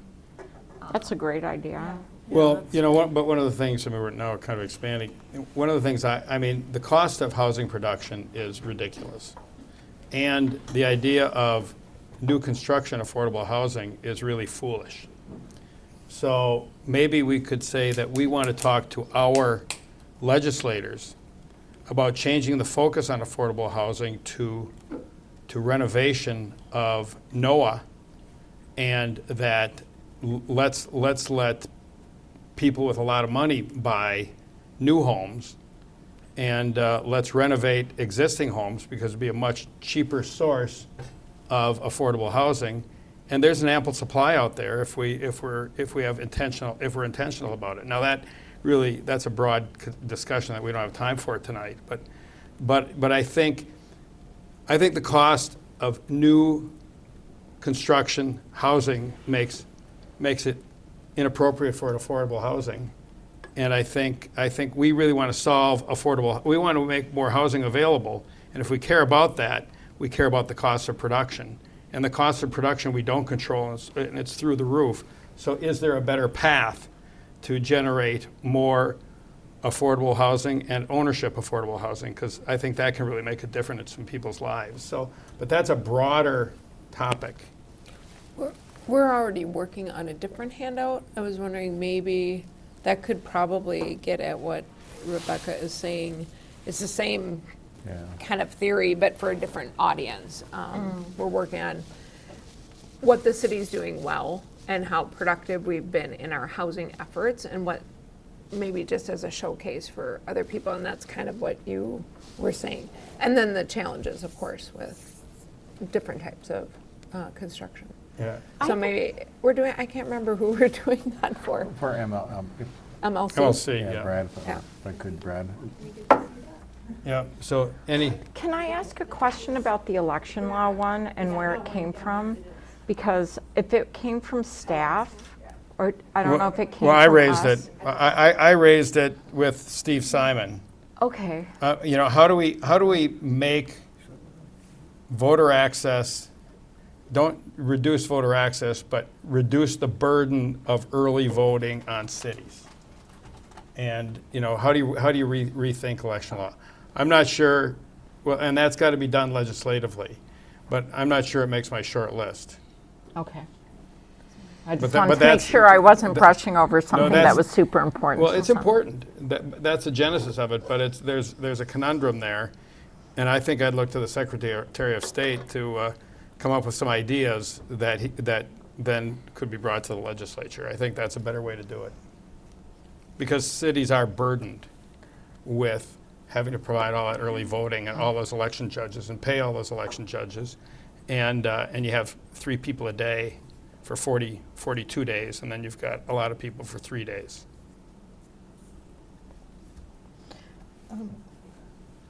Kimberly. Yeah, so just to throw one more thing in there. The developer vetting, I know Mike and I have had several conversations about like the fact that the city is, what's the word? Limited on like, What? say the thing. Yeah, Like you and I have had this conversation. I like think what- even with Deb and I- Limited jurisdiction or we have authority over. Limited ability to vet developers in a way, like, for example, if you don't like a developer, you can't say, well, we don't want to work with you. We'd have limited legal ability. Well, I mean, even if, so what I learned is that if a developer actually violated something, but they paid the penalty, or they, you know, made whatever restitution the law required, it's basically considered a clean slate. They met their legal obligation, and if they are repeat offenders, we don't have the authority, the legal right to deny them based on that behavior. But there was some other mechanism that we learned about in one of our meeting packets about I don't know, their ethics, or I can't even remember. But we don't have any authority to deny. Right, so like I think, like if the city is seeking contractors for a service, there's something in there where, what's the wording of a good Responsible contractor law? yeah, like the city can say, okay, you're not responsible, we're not gonna work with you, but we can't do the same with developers. So, and I know it's complicated, but it might be, if not a priority, at least an awareness topic. Yeah, I mean, I think that's an interesting thought. Do we feel that data practices is simply an awareness topic, or should it rise to the level of something higher? What do we want? What about data practices? Do we have a position? That we Well, want? the fact there are punitive, very expensive data practices requests that really, start bogging cities down and costing a lot of money and staff time, and just sort of entangle staff in these very, onerous processes. So, just trying to either help cities recoup the cost of the actual staff time involved, not just the cost of like running copies off or whatever, and also just making sure that there's some mechanism to prevent these sort of superfluous but punitive data practices requests that some people engage in because they're simply not happy with a decision that a city has made. Yeah, no, I get that, and that all those, but I think. But it's a money. It's well, money yeah. to Let's. us. I mean, let's state that as a problem that has a, so that we could recommend a solution. Because I think you're right. I mean, the thing before the dog thing, where they, wanted all this work done before we had our study session, and were demanding about it, and it took a lot of staff time, and we weren't going to meet the deadline, and had no impact, but it cost a lot of time and money at the staff level. I get that. I think that's a legislative priority either for metro cities or LMC. Mhm. Well, they have a committee at LMC just for that. So we've got 7 minutes. May I suggest this, Yeah. Mayor and Council, that sausage making, right? We're Yeah. doing some sausage making here. and I think this is in pretty good shape. It's in pretty good shape. I hear, so thank you. I'm taking a lot of notes. Why don't I plan, if you're okay, bring this to January 6th. Perhaps it's a nice January 6th conversation to bring this back.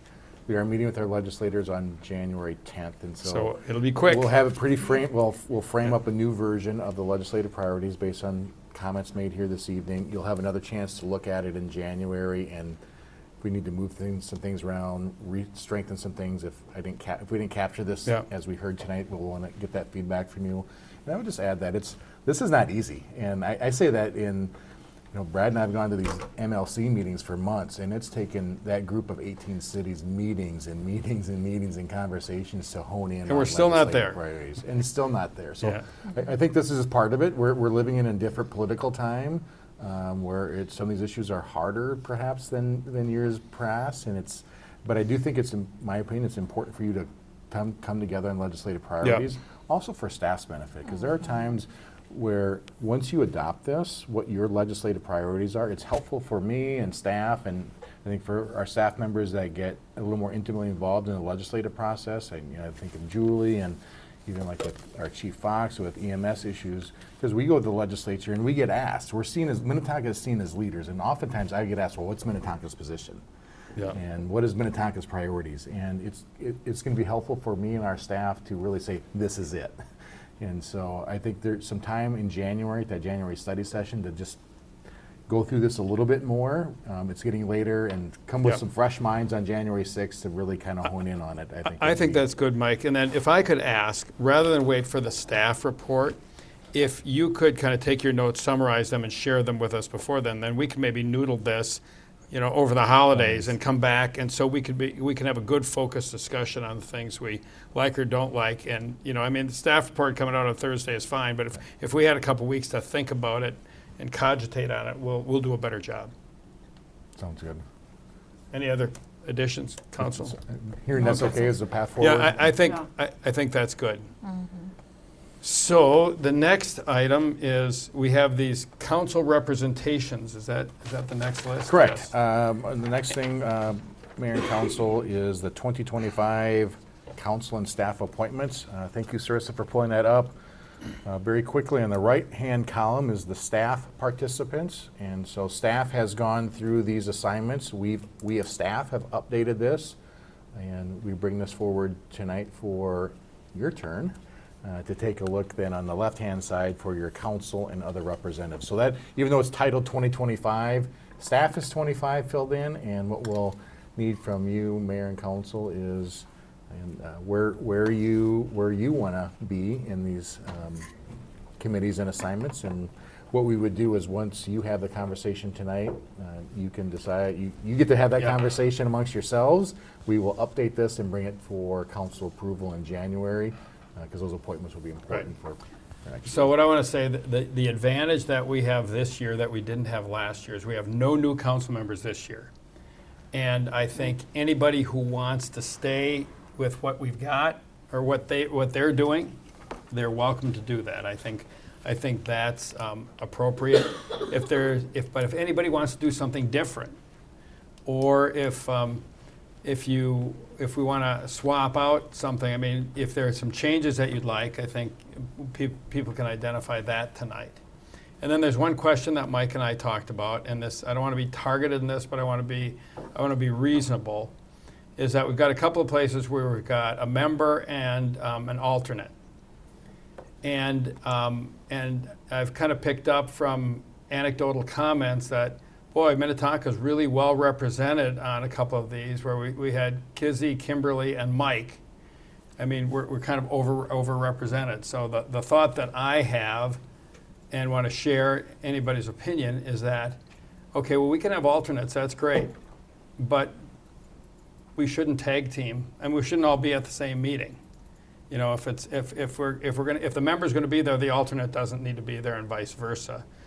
Because I think, I mean, to have Minnetonka have 3 representatives basically on some of these committees, when most cities only have 1, is kind of bad optics. So I just throw that out. I'm not going to say more about that. But I just think that we kind of should work through that at some point, because I think the optics are not great for the city. So I'll leave that, but any comments, any changes? Well, I see Patsy. this Partners for Healthy Kids is open. Yep, I'll take that. excellent.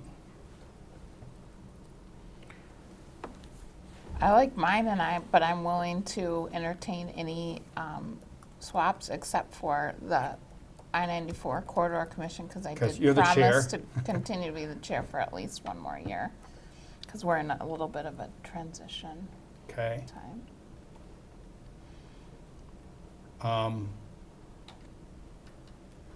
I'd like to, I think it's great, and I want to defer or respect, seniority and people who are already there. But, for those of us who are new, neither Patsy or I are represented on right now LMC, Metro Cities, or NLC, although I did apply for a committee there. So I just was wondering how, if there's a protocol for how that would happen, if not this year, in the future, because if we're not going to have alternates there, how do we get that experience of being on a committee? That's a good question. So, go ahead. Well, I'm just gonna, like, from the committees where Kizzy and I are both, Yeah.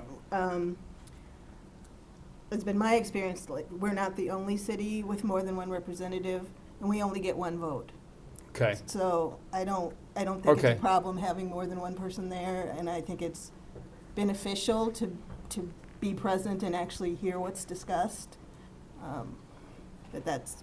Okay, and that's good. I mean, we're not saying, we're not kicking anybody off. I'm just kind of raising some issues. Right. But so, that's fair. I think, mean, and I appreciate your defending that perspective. Yeah. That's good. So. I guess I don't really care about people being snarky. Like, present deal with company, But yeah. accepted, of course. Is there something, Paula, that you're interested in? Well, certainly, I mean, housing. That's a popular one. It is popular. Because I left that one last year to Right, give you left these that one folks to a some- chance. to give me the, and then You know, I could Kizzy. see local economies, you know, anything. I mean, I deliberately sat Well- out last year to get experience, you know, to kind of get my sea legs on the council. Well, I'll tell you what then, I will drop off of the Metro Cities Municipal Revenues Committee if you are interested in filling that spot. Because I'm already on the league's Fiscal Futures Committee, although we have Darren there too. But you're welcome to have that. And I'm now on the league, I'm now on the Metro Cities Board, so I get plenty of exposure to Metro Cities. So I can drop off that and you can take that if you're interested. Or if you prefer, I want to be on one committee, but I would be willing, if you prefer HR and data practices, which it was very interesting this year, I could move to the Well, I think fiscal. As a lawyer, you have a, I don't think it matters really. So will you pick your preference and I can, I'm happy to do the municipal revenues, thanks. It's a good committee. Yep. And the good news is we got all of our work done in 2 meetings. Just so you know. Okay, now I throw that out, maybe other people are no interested in that. you sure you don't want it? No. Okay, there's that. All right, so Paula will replace me and Rebecca will stay where she is. Looks like it. Any other changes? And Patsy is joining the, And Kizzy's not here to speak for herself either. Right. Yeah. And isn't she on, well, is she lead on what's local economies and transportation? yeah, she's on that, and she is the member. She's a voting member. On both of those? No, not on both, on one. Oh, I'm sorry. Let's scroll up, So- please. Kimberly is voting member on one, and Kizzy is But then voting she's member on also the other. on Kizzy's transportation. on one all by herself. Okay, you're right. I'm looking at the LMC one too. Okay. All right. Yeah. So I think I think all of our council members who are interested have the opportunity to be the voting member Right. on each of these various committees. And I guess, Mike, could you check with Kizzy and make sure she wants to stay on those committees and then let us know if she doesn't? Because Yeah. I'm hearing Paula has some interest in the Right. transportation, Right. particularly. Yeah. Yes. And if Paula hops, for whatever reason, hops on transportation, I'm willing to stay on the Municipal Revenues Committee if it doesn't need a body. Sounds like a plan. All right. Anything else? Is there anything else? No, our vision or whatever we call it. Oh, yes, we Governing have- principles. values. Yeah. And I have that here. So yes, our governing principles, and we pulled those together last year, and I think they're important. But any thoughts or comments that people want to share? I don't care. Any? So, I mean, shared values of the Minnetonka City Council. I'm just going to read that. I'm going to read the bolded type. Civility and respect, open-mindedness and curiosity, preparedness, data and fact-driven, respectful disagreement, teamwork and effective communication, forward thinking, commitment to excellence, community focus, diversity and inclusion, imagination and boldness, joy in the journey, and non-political and non-partisan. Is there anything that anyone wants to add or change, or everybody feeling pretty good about that? I'm fine. I'm fine. Sorry, I was talking to Mike about this today, because I know some people were uncomfortable with talking about non-political, non-partisan at one of our last meetings, so I just proposed some wording that got good reception. It said, instead, and it's really hard to, say we're totally free from our ideological or political bias, but what we can commit to doing is making decisions that are focused solely on what is best for our community as a whole and is based on the city mission, values, and priorities. And so I just, if anybody is still uncomfortable with, saying non-political or non-partisan, I think somehow getting to that fact and might be the more salient issue. But I do think that partisanship is really, I really feel strongly about this. I feel like partisanship, it has infiltrated the council over the time that I've been on it. And, especially at campaign time. And I think hanging on to what I consider an essential nonpartisan character of our seats is getting increasingly difficult. So,